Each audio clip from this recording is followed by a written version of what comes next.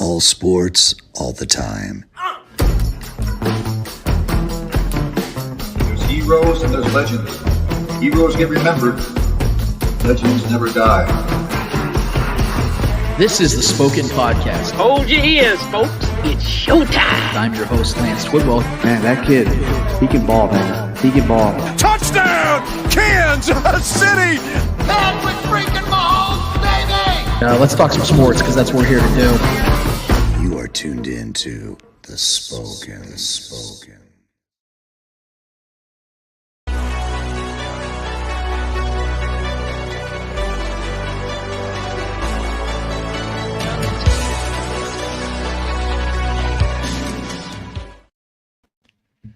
This is the Spoken Podcast. I'm your host, Lance Twidwell, here inside the Starcade Media Studios with my guy, Trevor Twidwell. What's good? Episode 287 is in full swing, full motion. We're so happy to be here with you and for you to be here with us.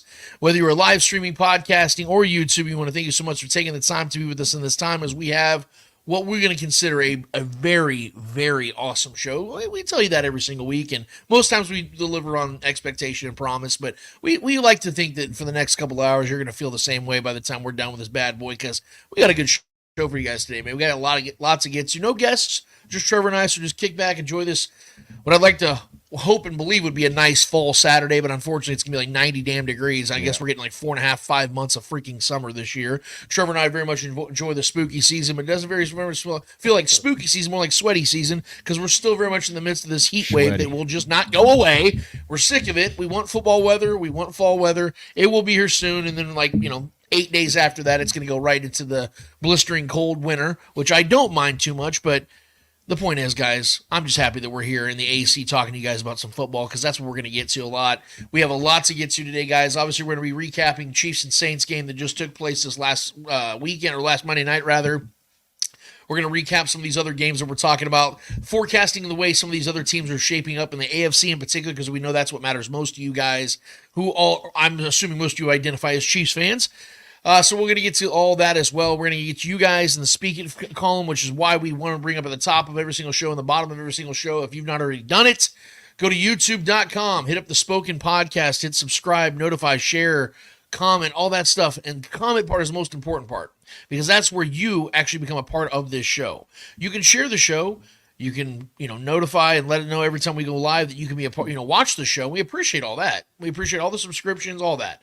But the way for you to become a part of the show is if you comment during the live stream. That is the best way to join this community. We have people that are on the regular. I'm sure there's people right now, I haven't even checked yet, that are already in the comments, that are already letting us know they're here, and we appreciate every single one of you guys that are the regular. So become a regular with us, man. But starting by subscribing, that's how you start the friendship, the courtship, if you will. And then we can become close friends when you join the comments every single week and become a part of this show. We like to think that there's other shows like that. We know last week we had our guy Marcus Dash on from Chief Concerns. They're very interactive with their base. We know our guys over at All Chiefed Up, very interactive with their base as well.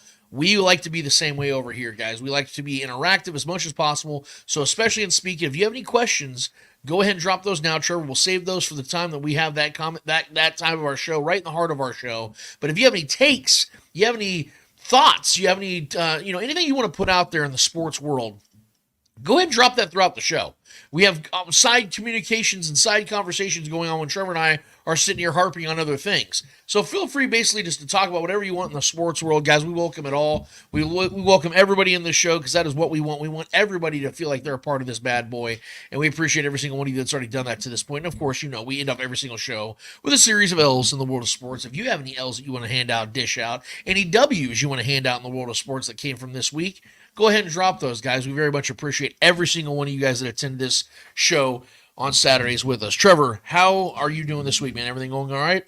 Doing good, man. It's like you said, the weather's been up and down. My allergies still kicking my ass just because it's just very inconsistent, and we got the hurricane weather going around that's causing a ruckus for everybody's weather around the country, honestly. So hopefully everybody who's out that way in the Florida area, everybody's safe and sound, and people who have family out there, hopefully everybody has communication with them and everyone is taking care of themselves. But other than that, man, I've been good. Work's been busy per usual, but I'm chugging along, baby, ready to talk some ball. Trevor conserved some energy just to have enough for the show, so we appreciate him doing that. I try to do the same myself.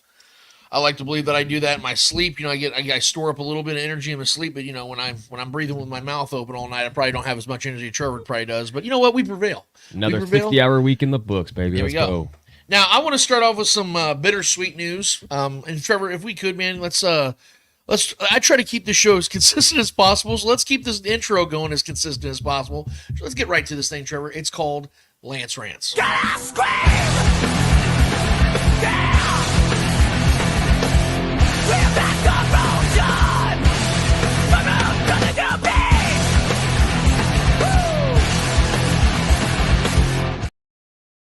So as I just briefly described before interrupting myself, we had some bittersweet news that we had been waiting on for what seemed like an eternity, for a couple of weeks, on the news of Chiefs star wide receiver, Rashee Rice and his knee. When we all know that when the news came down initially, when he was walking off the field, he went into the locker room during the Chargers game a couple of weeks ago. It was very much feared and almost assumed at that point. We even talked about it on the show that Rashee Rice had torn his ACL. That was the news that we had pretty much been handed down. All the top guys, Ian Rappaport, Adam Schefter, Peter Schrager. He was going on Colin Cowherd's show and saying it's an ACL. Yeah. So I mean, we are all just sitting here quivering on that, like, God damn it, man, he's not going to be back for at least a year, and then what's going to happen with the suspension and all those other things, and so it was becoming a very fearful thing. And then, you know, Trevor and I and a couple of our group texts throughout the last 8 to 10 days. We're kind of talking about this, about how it just doesn't make a lot of sense that we're not getting a confirmation on the ACL tear. Full disclosure, I do work in the medical field, and I got a chance to talk to a few surgeons over these last 7-8 days, and every single one that I had talked to, or one of the medical reps I had talked to that had talked to the doctors themselves, said that an MRI, whether it is whether the knee is inflamed or not, you're going to see an ACL tear. You're going to see that damage. You're going to know that damage just based on the way the knee is moving or not moving. And talked to a couple of our buddies. Trevor's had some knee problems himself. One of our dear friends, Jordan Chamberlain, tore his ACL back when he played at Coffeyville in basketball. You know when you tear your ACL, and it's pretty obvious on the MRI and the X-rays and all those things very quickly.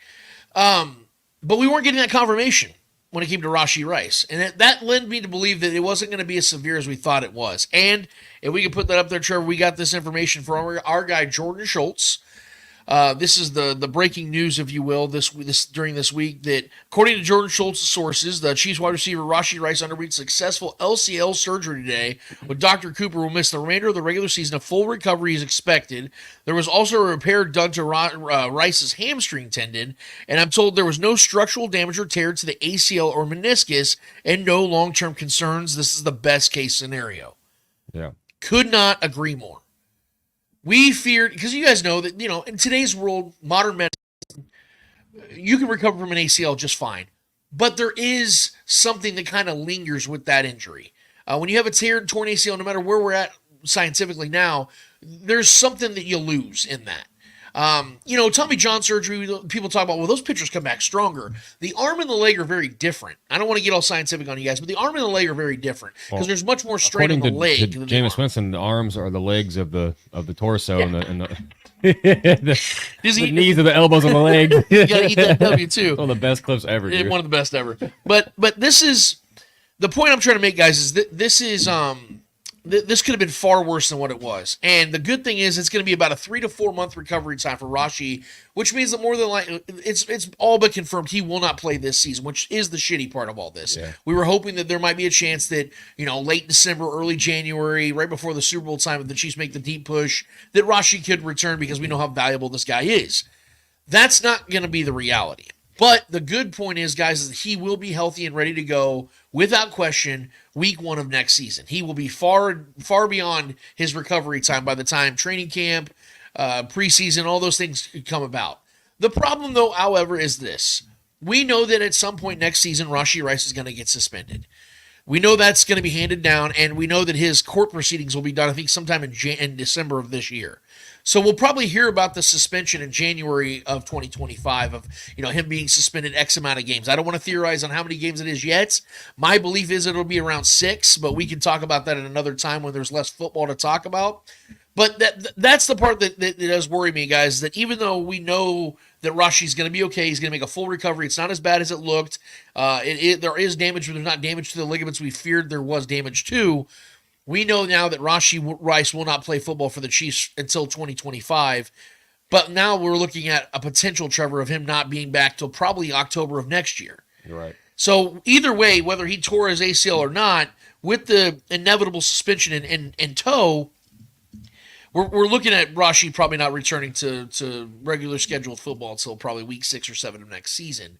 So it is bittersweet news. It is good news from a health perspective, but knowing that you're not going to get Rashee Rice for a long time, you're going to have to start looking at alternatives. We talked about this last week, and we're going to talk about it in a few minutes as well. But we wanted to put that out there today immediately. I don't know what you have any initial thoughts on this whole situation, Trevor, because I think it's safe to say we both had feared that this was going to be an ACL tear, that we probably wouldn't see him healthy for another 9 to 10 months. But this is good news in that sense, but anything else about it, it's about as shitty as it gets. Yeah, it's good news for the long-term career of Rashee Rice, who I think is going to be an absolute star for this offense moving forward for a long time. I think he's a guy that we can possibly keep around for a while here.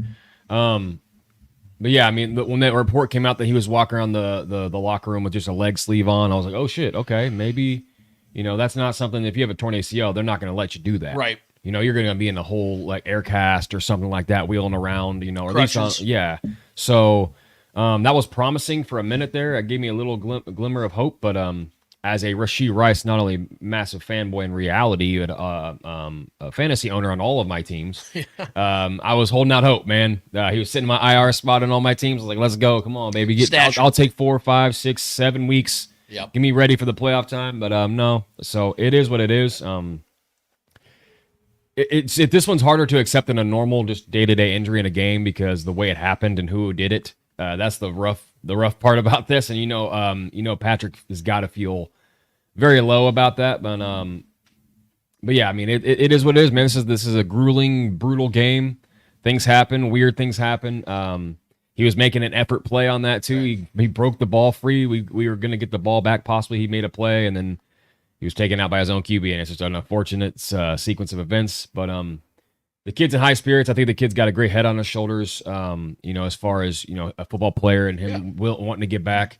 Going to serve a suspension, as you talked about, the next season. Who knows what is going to happen with all that, but I'm excited to see him back, most likely Hollywood Brown back next year. It gives us something to look forward to in the future, man. But in the meantime, like you said, we got moves to make. We cannot sit on our hands. I think this bye week couldn't have came at a better time, honestly. Sitting at 5-0, got some moves to make. This gives Brett Veach a little time to kind of make some phone calls, ask around, with the trade deadline looming in a few weeks. Guys are just getting cheaper and cheaper by the week, so that helps too. So this is going to be an interesting next couple weeks to see what the Chiefs do, man, because there's going to be some moves made.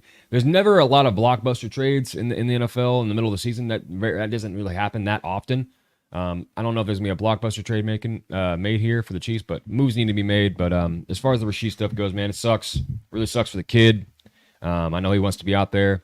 I can imagine what him and Pacheco both feel like. But as we see the Chiefs move on, the show goes on, and we're looking to make some moves and be a better team moving forward, man. Well, and to this point, right, I believe today's the 12th, if I'm not mistaken. 12th, yep.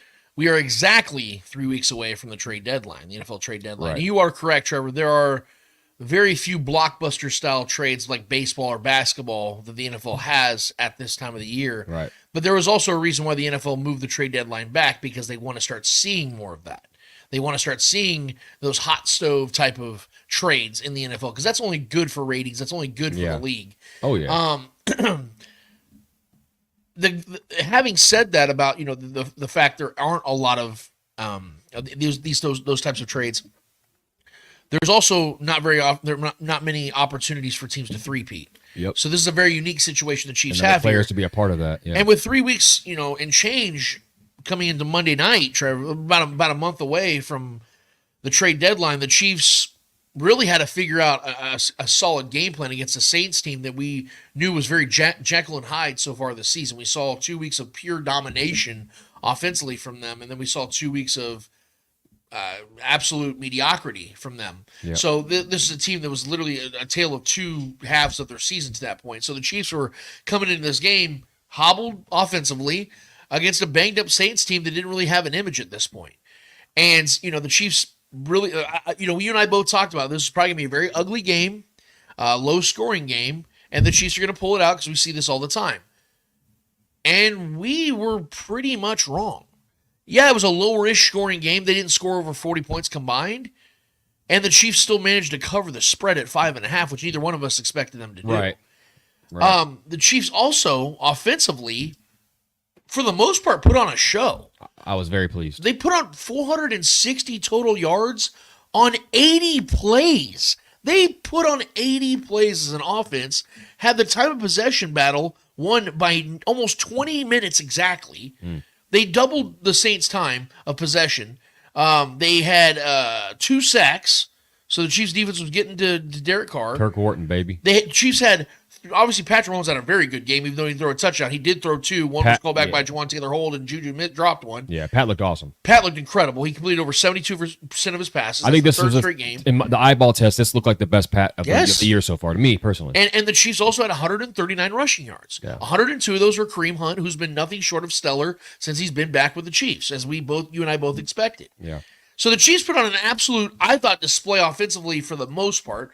The problem in this game, even though they scored 26 points, which is above their average for the season, I thought the Andy Reid put up an absolute awesome game plan when seeing how limited his offense was without a starting running back, his 2 best receivers. Travis Kelce's just starting to get into his mode, into his groove. And guys, by the way, I don't know if you know this, but Travis Kelce's still great, by the way. I don't know if you noticed that or not. But not the last washed. 2 weeks, not washed. Go figure. Still a great player. Still can do it when he needs to, and he's doing that right now because he needs to. But even with that said, Trevor, you know that we have to keep it real around here. And I know the people are here for that very reason. We don't sit here and just gloss over how great the Chiefs are. They are 5-0. And they're now in the bye week. Like you said, it came at the perfect time. Yes, I 100% agree with that because it not only gets them time to rest, but like you said, it gives time for Brett Veach to really pay attention to the rest of the league and see what goes down with some of these other teams and where these wide receivers are at and see if they can make a trade, which I expect them to do. Yeah. And we're going to talk about that in just a second. But, Trevor, the Chiefs were 2 for 7 in the red zone this game. 2 for 7. I don't care if Rashee Rice is out or not. That's unacceptable. Well, and I will say to that point, the Saints are the best red zone defense in the league this year. I think they've allowed 1 touchdown in the red zone this year. And that's fair. Or 1 passing touchdown, I think. But let's be real. If you look at their Rolodex of quarterbacks they faced so far this season, it isn't that they're not facing Patrick Mahomes every week. Sure. And the problem with this yet again, Trevor, is it'd be one thing if the Saints were making these awesome plays that were stopping the Chiefs. But if you watch what happens, Andy Reid fell into the same hole again. Yeah. You're driving down the field, running the ball with succession. Kareem Hunt is getting yards. Patrick Mahomes extending with his feet. You're getting things on the ground. You have a balanced attack going on. And then you're 2 yards from a touchdown, and you do an RPO pass, and you have Patrick Mahomes trying to throw Juju Smith-Schuster on the 1-yard line. For me, it's I know I always say it, Trevor, and I know people are probably rolling their eyes, but you go with the hits, man. You go with the classics. Yeah. Kareem Hunt already scored a touchdown earlier. You know he's going to get in the end zone again. And for me, it's just about points. Do I like seeing Patrick throw touchdowns? Yeah. So you weren't a fan of the Kelce option play? I wasn't. It worked. Xavier Worthy got in the end zone. Yeah. But I don't like those plays because we know that we call those the cute plays, and more times than not, those cute plays don't work. And for the Chiefs, they always result in a bad, upsetting -5 yard play. Yeah. And again, I will defend the Chiefs in one regard. Juwan Taylor had a bad holding call that would have resulted in a touchdown in the red zone. So they should have been 3 for 7. But even that, you're under 50%. Well, and Juju's tip pass, that would have been another touchdown in the red zone. So we should have three touchdowns. Yeah, sure. That felt like Pete Carroll in the Super Bowl. Yeah, and like I said, there's 2 teams in this game, and that's why I just wanted to give the credit to the Saints. The Saints they've been a bend don't break defense. I'll allow a lot of passing and rushing in between the 20s, but they've been incredible in the red zone. But let's be real, real quick. Yeah, the Saints were missing 3 starters on the defense. You know what I mean? This wasn't the same Saints defense that they had played in the previous month. This should have been an absolute, just a bloodbath blowout, though, by the Chiefs. And we're saying that with a 13-point victory. Right. You know what I mean? Yeah. I mean, we covered a home favorite spread, which is something we haven't done really in a while. This was the easiest game the Chiefs have had all season. Yeah. It was. You felt from the beginning the Chiefs were going to win this game. Oh, yeah. There was no doubts. Yeah, I mean, people were talking trap game before this, and this is not, this was like, I was especially confident in our defense, and our defense was just doing their thing. And even ex-Chiefs out there making plays against us. Kalen Sanders, man, I love that guy. What a play by that guy. That was an awesome play. I get it, man. That was a shitty play, but seeing that guy, I miss that guy. I mean, what an athlete. Yeah, what a freaking and athlete. there's nothing but love between him and the Chiefs. I mean, yeah, he was running like Nothing but they said he was running like 15, 17 miles an hour. Right. It's insane. Him and his brother, by the way, is one of the dancers. Yeah, Taylor Swift. Like, on the broadcast. They're hilarious. freak athletes, dude. They're both over 300 pounds. I remember when we drafted him, he was like hitting he was like doing like backflips and stuff. I'm like, splits. He's like doing 360 pounds, bro. Freak of nature, man. But yeah. I'm glad you brought up the defense because that's the next slide I want to put up there, Trevor. People, I hope you understand the Chiefs have the best defense in football. It's elite, bro. This is the best defense in football. If you look at this, and this is via the herd, so I want to give them credit. This is the last 2 seasons of football. The Chiefs have the number 1 scoring defense in the NFL for the last 2 seasons. The third fewest yards per game allowed. The third fewest yards per play allowed, and tied for third most sacks. This is the best defense in the NFL. This is why I told you guys when we heard the news that the Chiefs put L'Jarius Sneed on the trading block and then extended Chris Jones, that this was the right way to go. Remember when I said that we would never even talk about the absence of L'Jarius Sneed? We have not talked about L'Jarius Sneed at all, man. No offense to him. No, we love L'Jarius. He's having a really good season. This He's year, having a great season over in Tennessee. Titans defense is good too. And we wish him nothing but success. Yeah. And if the Chiefs, what do we say, Trevor? If the Chiefs would have kept him, we'd have been fine with that. But this is proving the point. Yeah. That you don't have to pay cornerbacks when you have Chris Jones as your leader of your defense, and you've built a young nucleus around him in the Spags system, because the Spags system has a rotating door of corners and DBs. And you got Turk Wharton playing the way he is right now. You got Amenahu on his way back. And this is considering the absence of Amenahu all season. Yep. The fact that Mike Dana and George Karlaftis combined for 2 sacks. Right. The fact that FAU, although still developing, hasn't developed yet. Sure. It's literally been Chris Jones and Turk Wharton's emergence.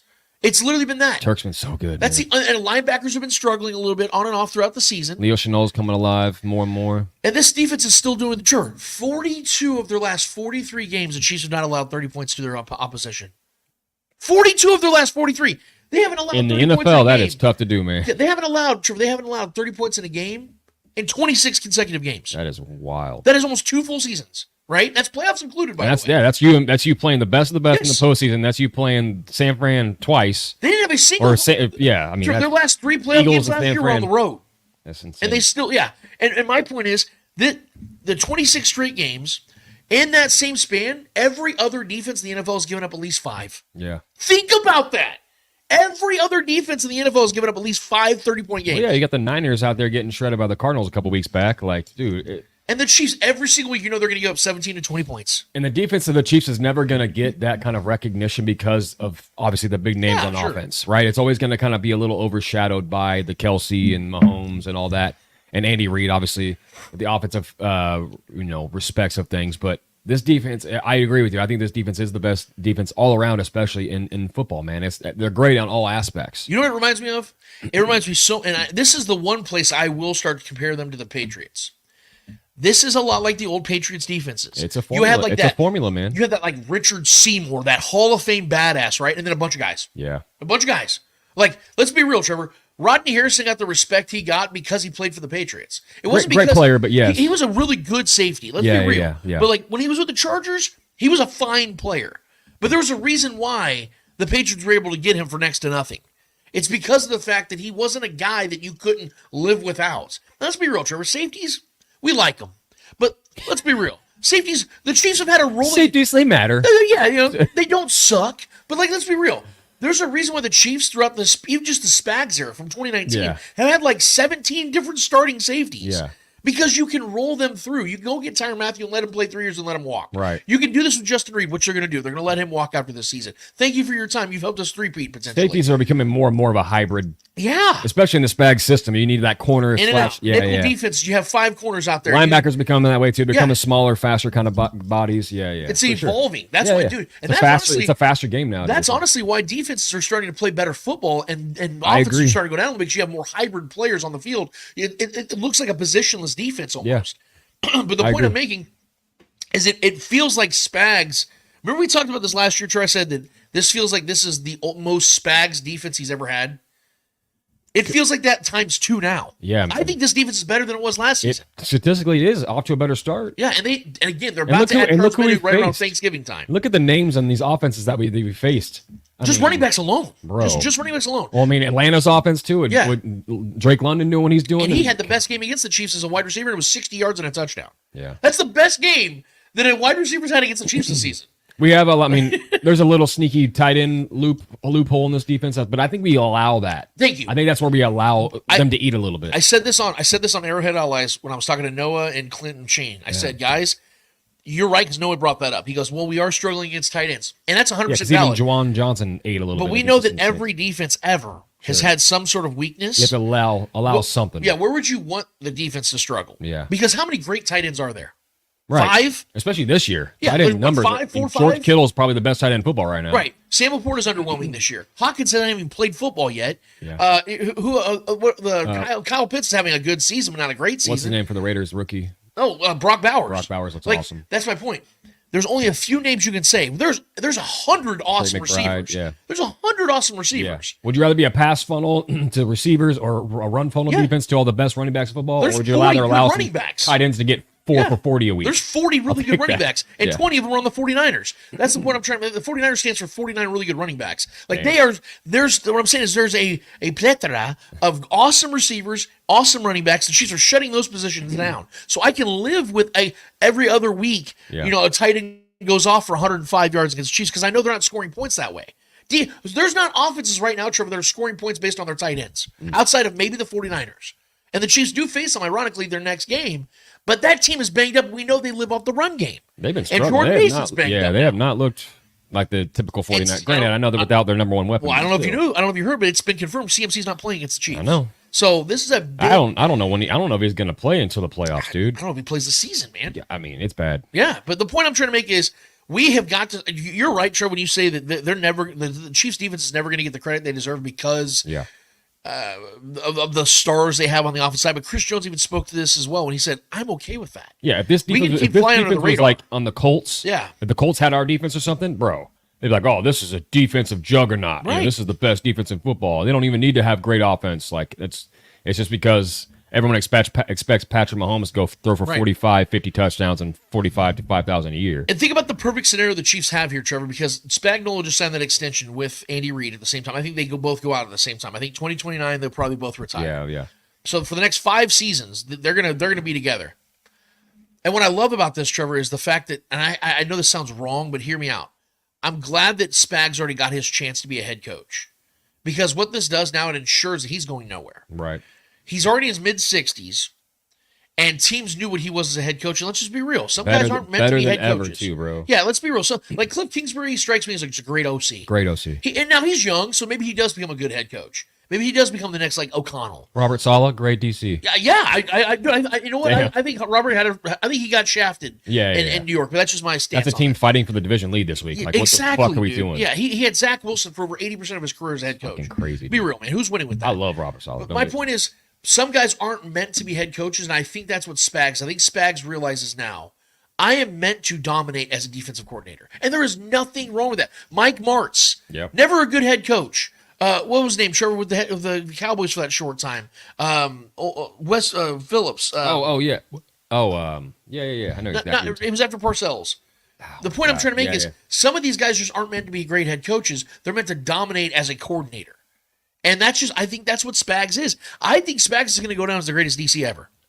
I really do, Trevor. If they complete this three-peat, I don't think there's a question. He already has, 4 rings? Yeah. I mean, and what he's doing, what he's doing in his later stages of his career, it's like he's just now in his prime. Remember we talked about this last year? It feels like Spags is in his best years. Wade Phillips. Thank you. Thank Whoever you, said it. John Harrison. Thank you, Johnny. Thank you, Johnny. I could always rely on Johnny. Yeah. Wade Phillips, exactly. Great coordinator, but never a great coach. That is where I think Spags falls in line. It's okay. There's nothing wrong with that. Some people are just a co-host. Yeah. Some people are a supporting actor. Morgan Freeman. He was never a great Arthur Smith. You know, yeah, exactly. Some guys just are a good supporting act. There's nothing wrong with that. And I think that the Chiefs, one of the smartest moves Andy Reid ever made was bringing in Spags. Not just because of him being good friends and all that stuff, and they're familiar with each other. It's because he knew this is going to be my DC for 10 plus years. This is going to be my guy. I think that's going to be my dude for the next decade. And that's what it's starting to look like, man. And so we wanted to dedicate a few minutes here, man, to really just shine bright on this defense that deserves all the credit, respect, and praise that they don't get. No one talks about this defense. It's just going to get better. We're going to get pieces. We're going to get other guys more, involved. Younger guys like FAU, like you said, who still hasn't really popped yet. Hopefully he does. I mean, this is the season to do it. He has to show us something, really be a little more consistent. But he is a rotational piece at this point. But yeah, man, Tamari Connor's getting better. It feels like every week. He's been unleashing him on those safety corner blitzes. He's been getting home. Love seeing that stuff. So, yeah, this defense is elite. This defense is arguably the best defensive football. In my mind, it is the best defensive football. It won't ever get recognized as such, but, man, I mean, the fact that we're 5-0 at this point of the season with the teams that we've faced, and this defense is holding those offenses down is incredible, man. So, having said that, the Chiefs have to trade for a wide receiver. Yeah. And I think it should be Tyreek Hill. Woo, let's go, baby. Remember last week, Trevor, we showed the odds. I would literally go streaking, bro. Like, it would.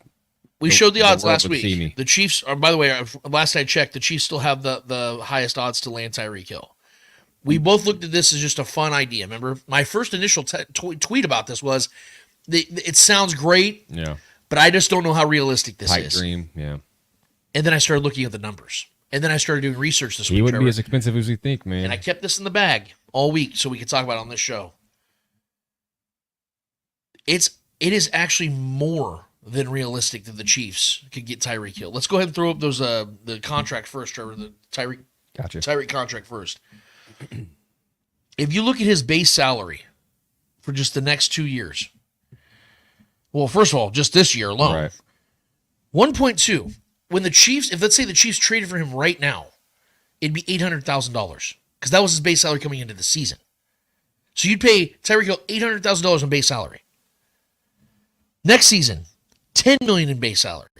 That is the most common sense move right there. 2026 is a voidable. It's not even guaranteed. Right. And then those last other years got voided because remember they moved up his money like $11.4 million. They moved his money up. If you look at the next slide, this is the summarization of it all that kind of like breaks down the cap hits. So the cap hit coming into 2024 was $18.2 million.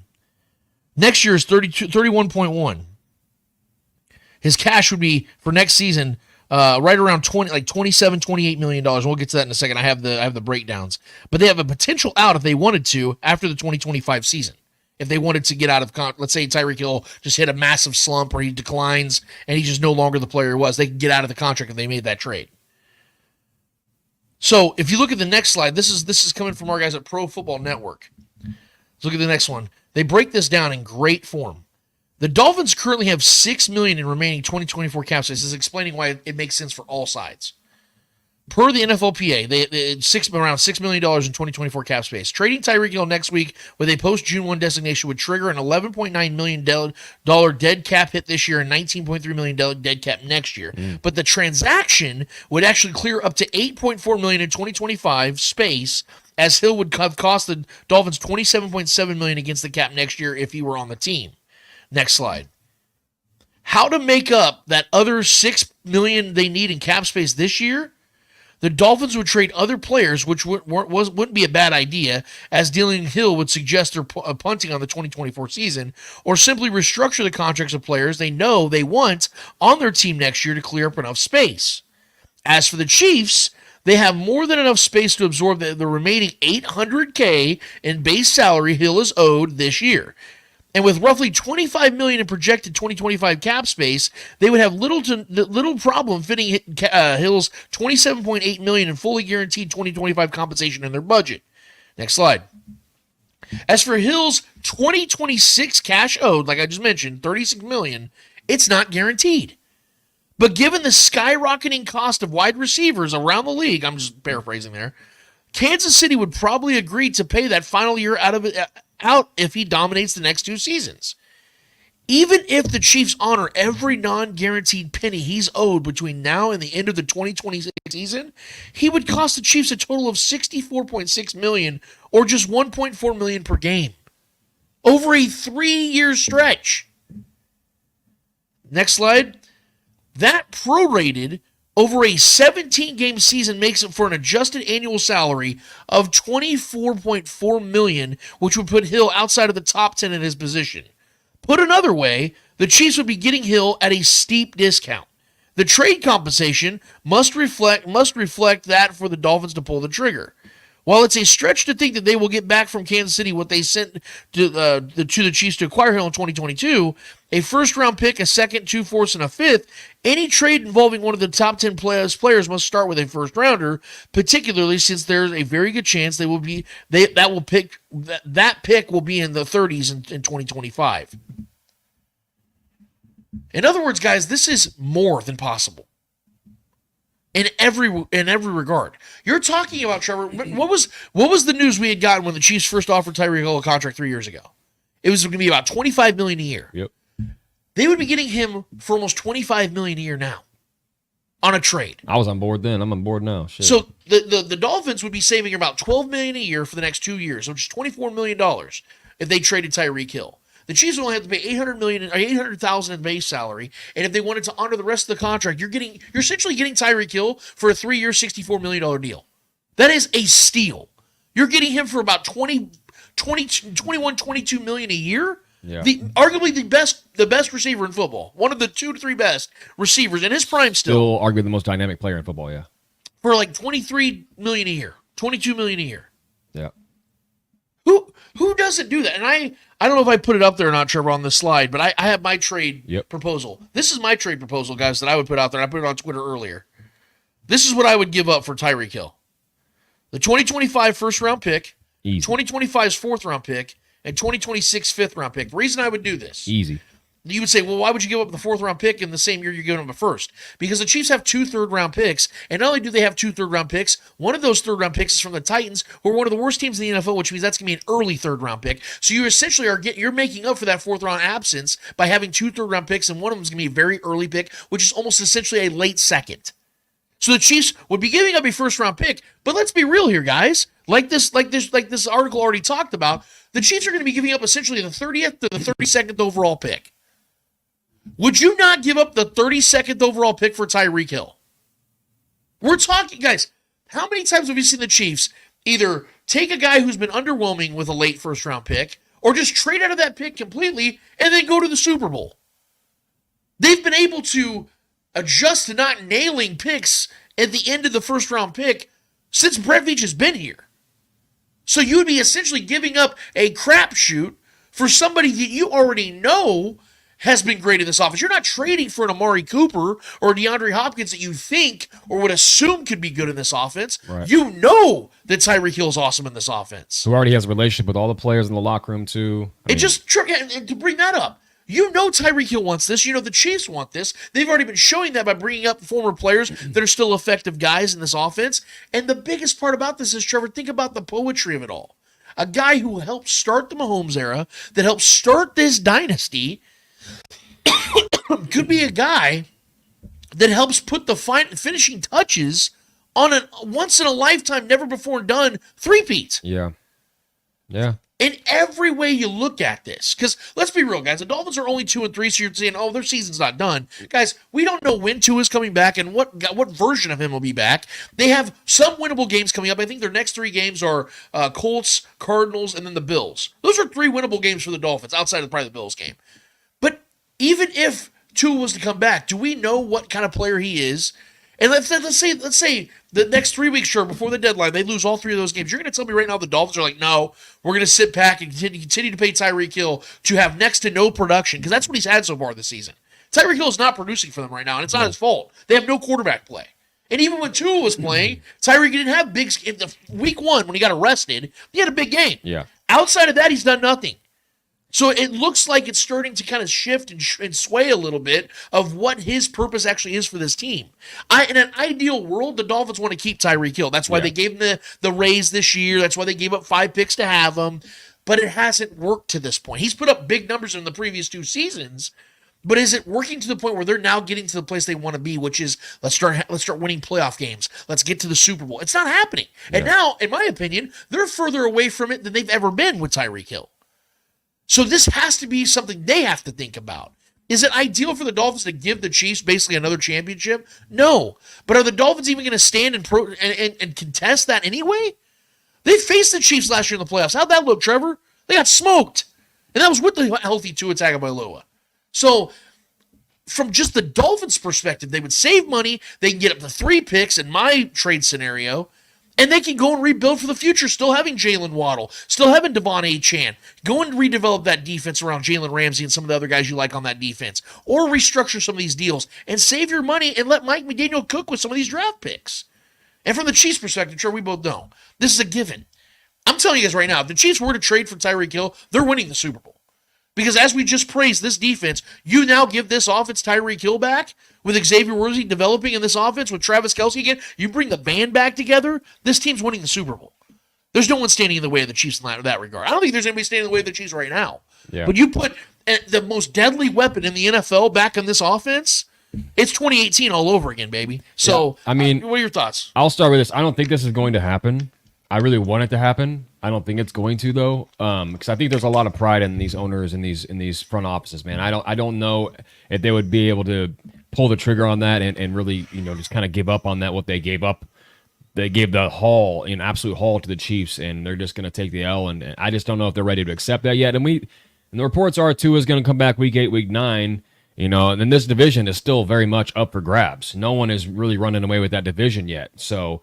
And 2 wins is very, it sounds like a bad record right now, but you got the Bengals who have 1 win in the AFC, so there's a lot of things that can change quickly in the AFC playoff picture for these teams. So if Tua comes back and Tyreek has that connection again and they're balling, their defense gets a little healthier, things could change really, really quick in the AFC picture. And I think that's probably where the front office of the Dolphins is looking at and how they feel. I think that's more of their perspective. They're like, we just need to get rid of Tyreek. I don't think that's going to happen. I don't think they're going to trade him at all unless he demands a trade. And if he does, I don't think they trade him back to the Chiefs. This sounds so fun and it sounds so romantic, and it would be such a cool story, especially if we finish a 3-peat and go down as the greatest dynasty of all time with Tyreek Hill coming back in the mix. That would be, that's just, pinch me, bro. That'd be something that would just be unreal.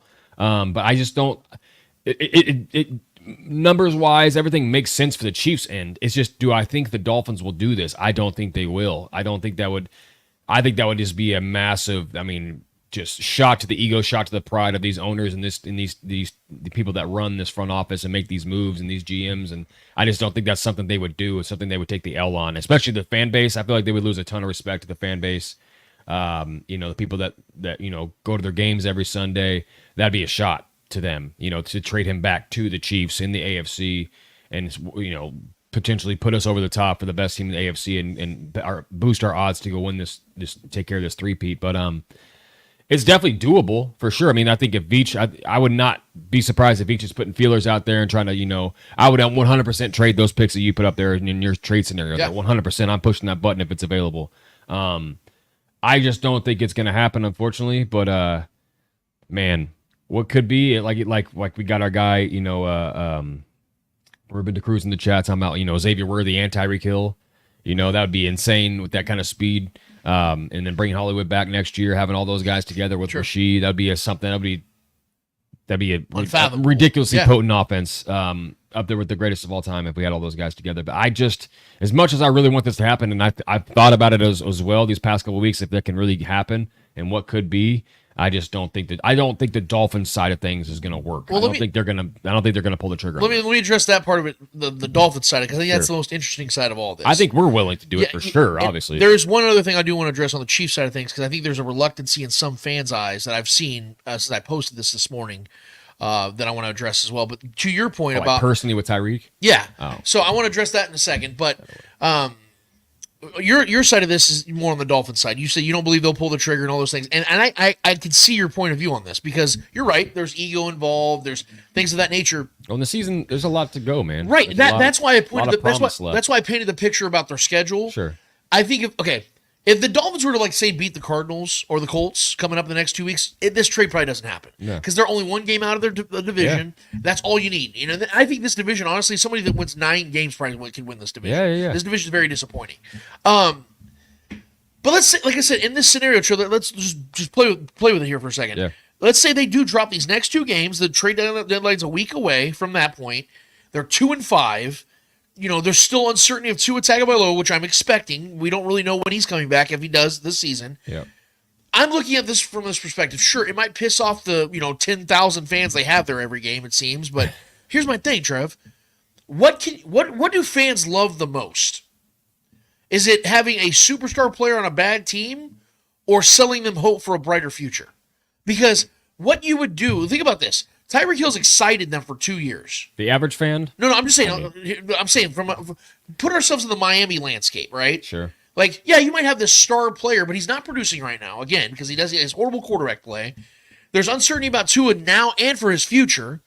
So what we have to look at now, Trevor, is, okay, what do they do now for their future? What do the Dolphins do for their future? I'm imagining they're having conversations about what they're going to do with their next quarterback. Yeah. So, okay. Maybe package Carson Wentz in there. So what's the best play for a Dolphins team that's trying to maybe pivot?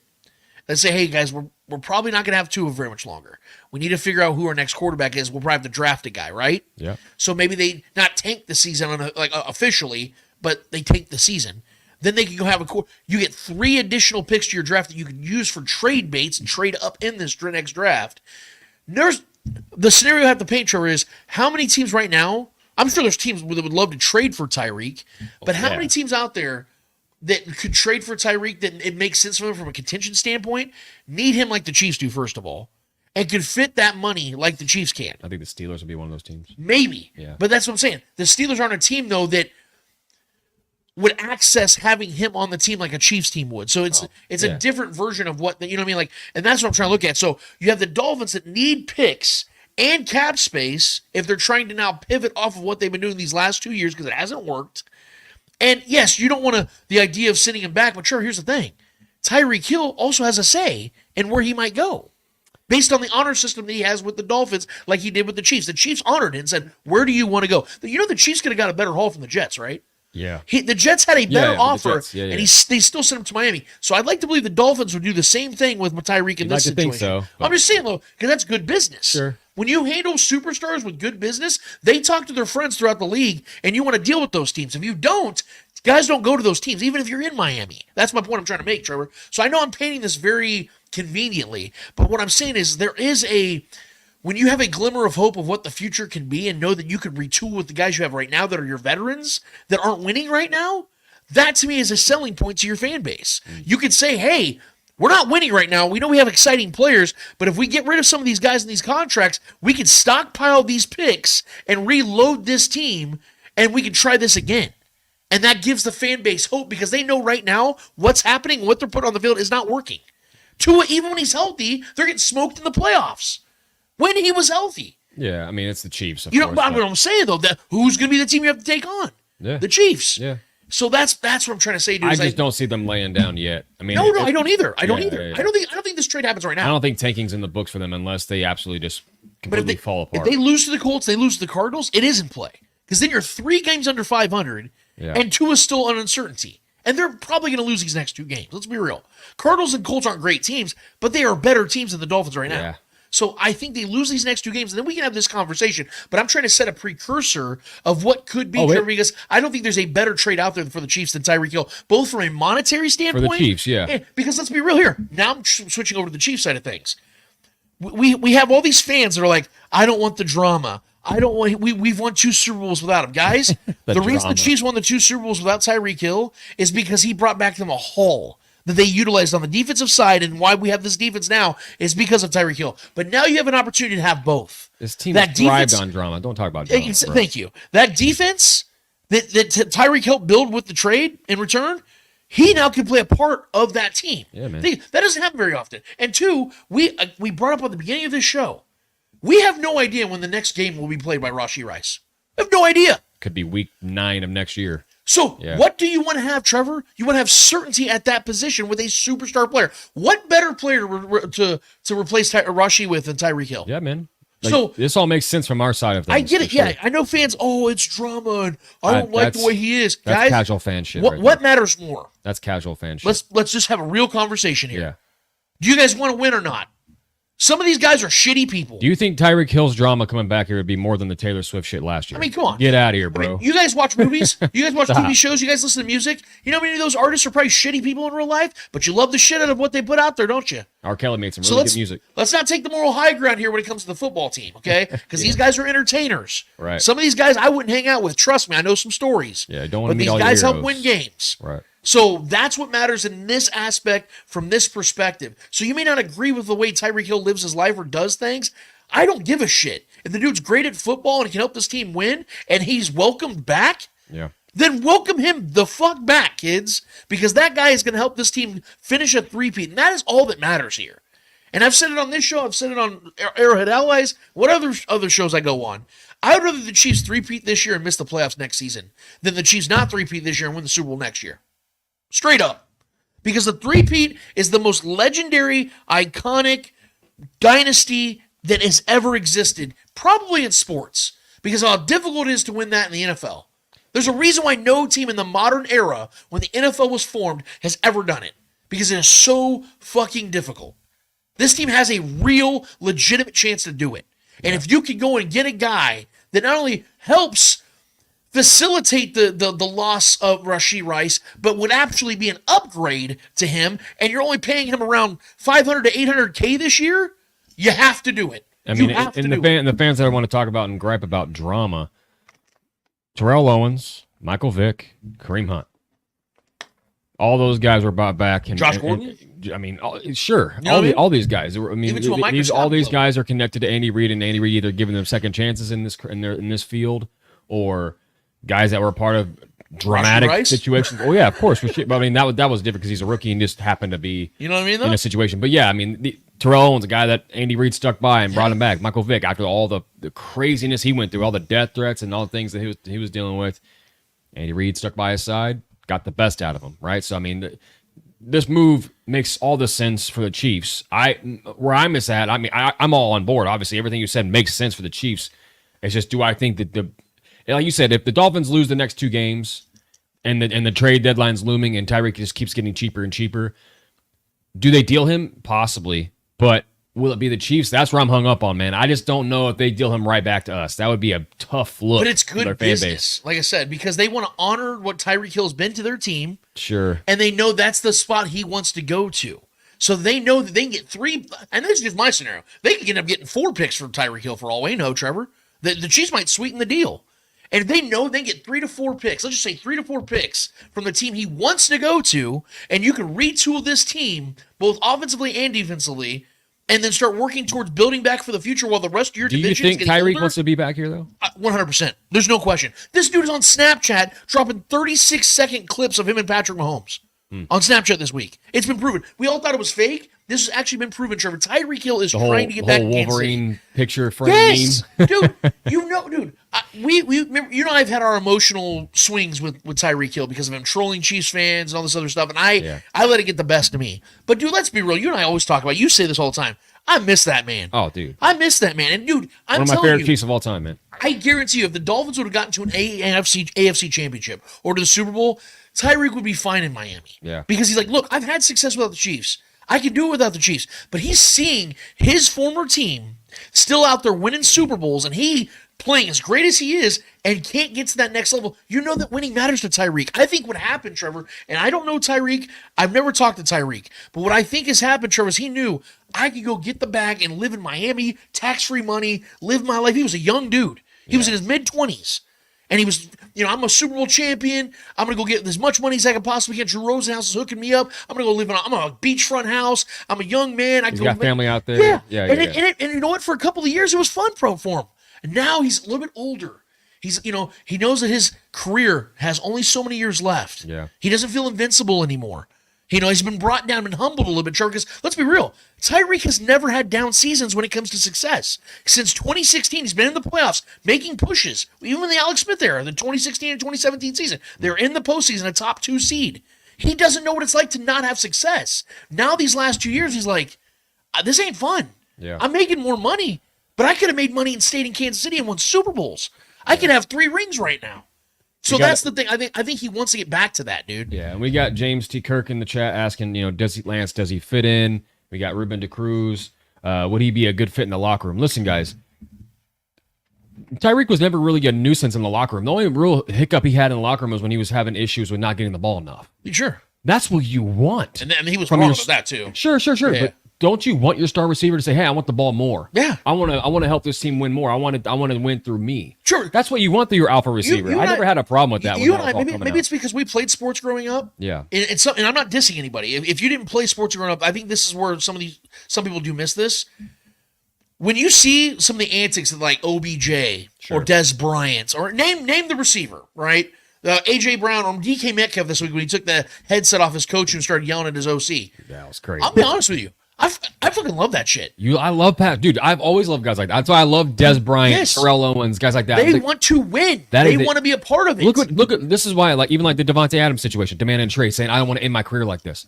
Isn't that what you want out of players? This guy's been paid more than almost any receiver in football in history. Yeah. And he's still out there wanting to get out of the Raiders because they're not winning games. He wants to win. Like, what would you all that money, he still wants to win. That's what you want. And you guys know that I love D-Hop. Yeah. But what would you rather have? A guy like D-Hop who's just chilling, making money in Tennessee right now, on a loser franchise that we all knew he was never going to win anything. Right. Or like you said, Devontae Adams, Tyreek Hill, like, trade me, bitch. Put me on a team where I can win games. Right. I want those dudes. Yeah. Amari Cooper. I know he's keeping it classy right now, but you know he wants to get the fuck out of Cleveland. Yeah, he wants to get a ring on his resume. So that's what I'm saying. I love the antics, and if we're talking about fitting in, guys, we know he's fit in. It's not even a question of whether he would fit in. We know he would because he has. Yeah. Tyreek Hill and Patrick Mahomes, they may not be as close as Patrick is to Kels. Sure. But they were really good friends. They still talk to this day. I'm sure they've had disagreements. That's life. That's being two men. That's competitors too. Yeah, bro. Trevor and I have our disagreements. We're brothers. Yeah. That happens. But that doesn't change whether we fit in or not. Yeah. At the end of the day, it's about being teammates. It's about having one goal in mind. And I guarantee you, if there was to be a trade goes down and Tyreek comes here, you best believe the first guy that's congratulating him off that airplane is Patrick Mahomes. 100%. You know that those guys are waiting for him coming to Kansas City. And you know that Tyreek Hill would be playing his most motivated football because just like Kareem Hunt, he knows he's getting a second chance. And maybe that's what Tyreek needed. I'm not trying to get too philosophical and touchy-feely here and make it sound like a Lifetime movie, but imagine that. Tyreek at 30 years old knows I can play the next 3 to 4 years in Kansas City and get a chance to win more Super Bowls. We got Ruben asking, would Veach pull the trigger? Yes! I truly believe, I don't want to put words in Veach's mouth, but this, I have to believe, Trevor, and I should have wore the shirt again today, but I have to trust in Veach. Trust in Veach, baby. That he knows how significant this opportunity is for the Chiefs to three-peat. It's not like the Chiefs won a Super Bowl 2 years ago against the Eagles and then lost last year. If that was the case, this trade probably doesn't happen. I don't think they may be entertaining it as much. Timing is everything. But knowing what this, and with Rush, and let's say Rushy was still healthy, but they're probably not making the trade. Yeah. This probably isn't something they're discussing. They're probably talking about like adding DeMarcus Robinson to the room or something like that. Bringing back a guy they're familiar with, but he's a much lower caliber player. Just some depth, right? Because Sky Moore is just useless. God. Whatever the case is. But if they still have their star receiver, I don't think that we're talking about this. Sure. But because of the fact that Rashi is now gone for the season, knowing what the Chiefs have with their defense, how special this is, knowing that Patrick Mahomes is in the prime years of his career, knowing you still have Travis Kelce at a decently high level, you know that there's just that one missing piece. It's like Thanos with that last little diamond, man. Put that ruby, and all of a sudden that fucking hand thing comes together. That's what Brett Veach has to be looking at this as. Are there other options out there? Sure. I was going to What's say, the best fit, Trevor? Let's be real. This begs the question for me, though, is what if we don't? Do we still trust in Veach? If we don't make a move and he thinks that this wide receiver room is good enough? I think that's a foolish move. Of course. If he doesn't make any move? Yeah. I think it's a very foolish move. Yeah, I agree, but I think that's potentially an option or an outcome we could be looking at, too. That's where I will disagree with Brett Veach, because something I didn't say when we were talking about the Saints game is that I was listening on the way home, Trevor. I was at a family party thing, watching the game. And I was driving home, and I listened to Mitch Holthus, and I usually like listening to Mitch, even though he's the biggest homer out there, but I love Mitch.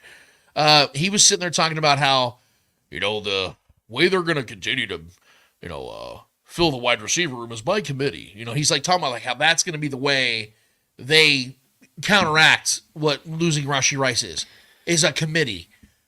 No.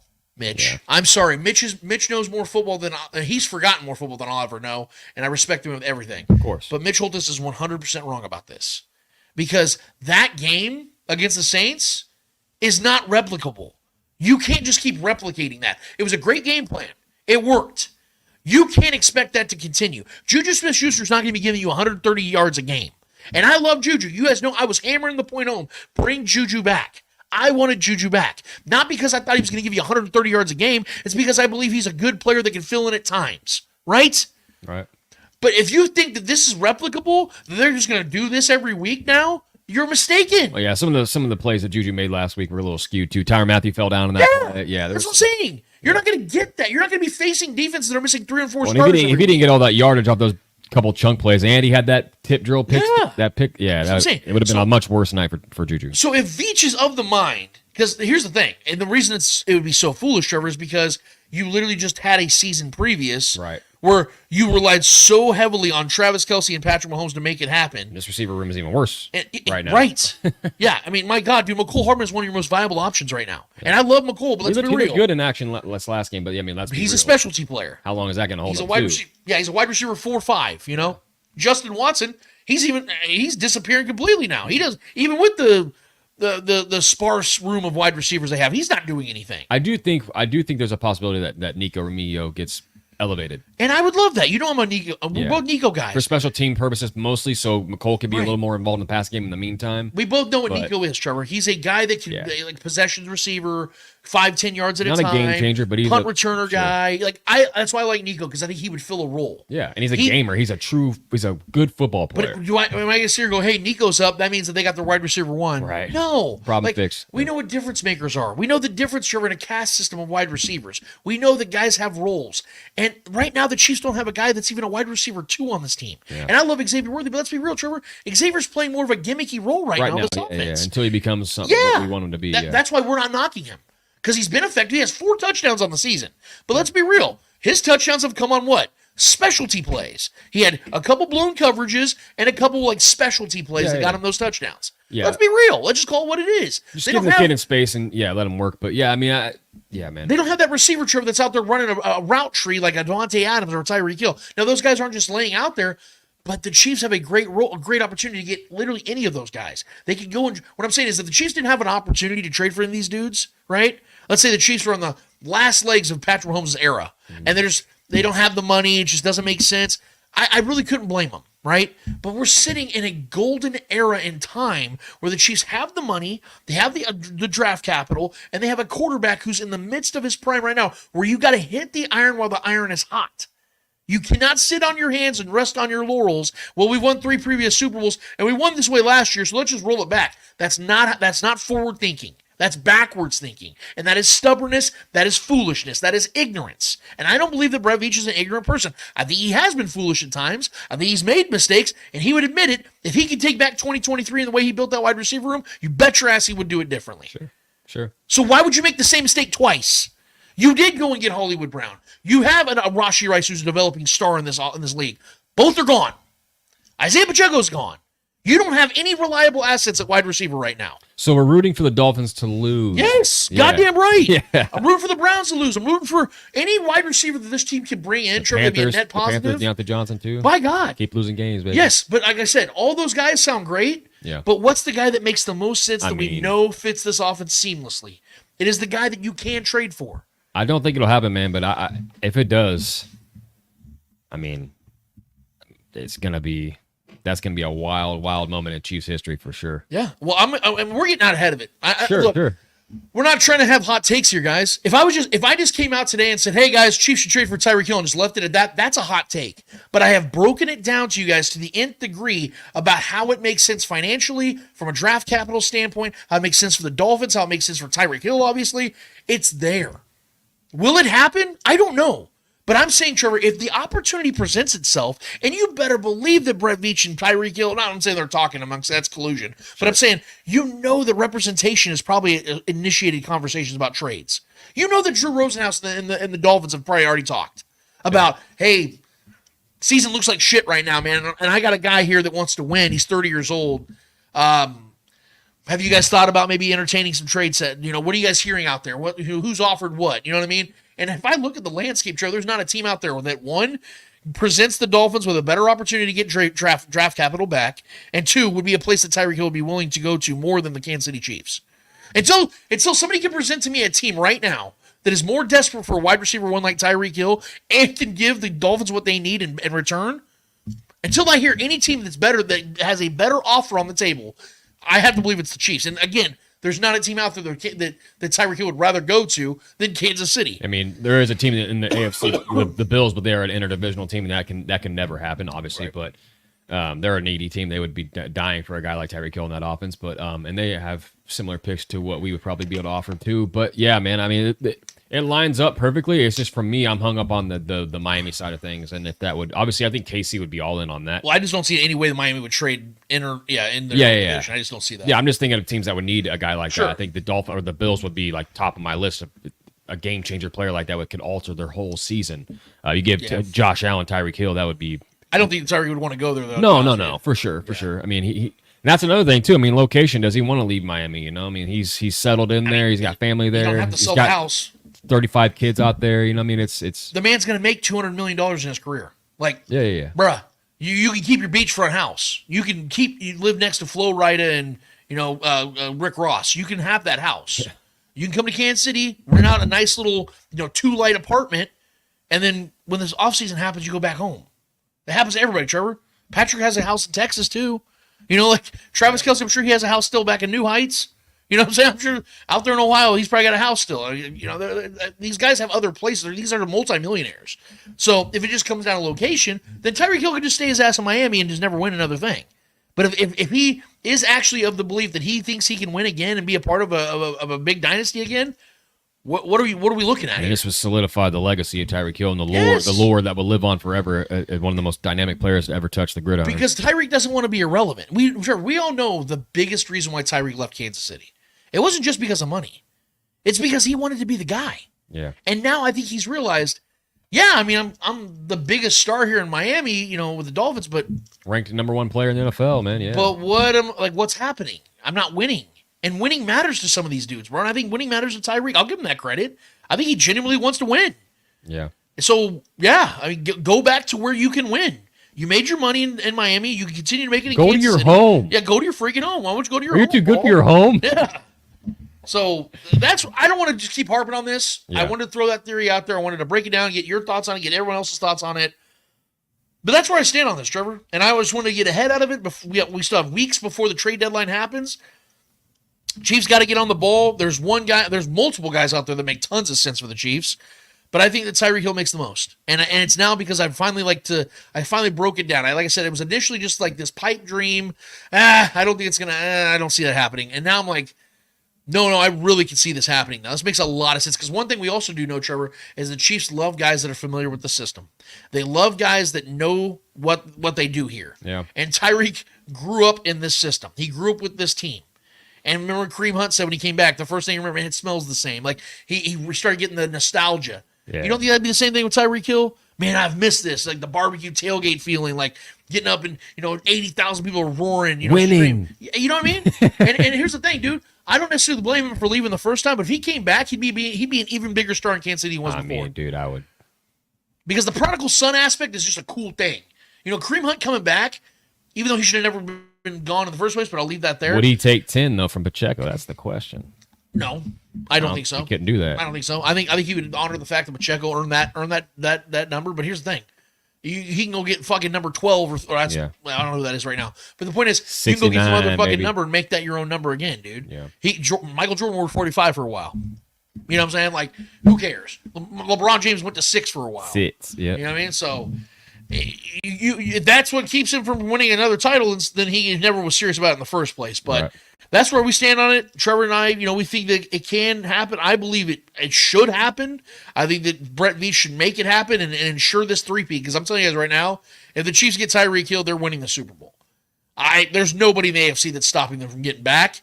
And if you look at the way the NFC is structuring right now, if the Vikings are the best they have in the NFC, the Chiefs are winning the Super Bowl. And that's not a knock on the Vikings. I just don't think they're on the Chiefs level. They don't have the experience, and I don't think they have the talent. I think that Brian Flores is juiced that defense as much as he can, but is that going to be sustainable for 17 to 20 games? Don't think so. I don't think Sam Darnold is going to be a quarterback that outduels Patrick Mahomes. Sam Darnold, the MVP of the league right now.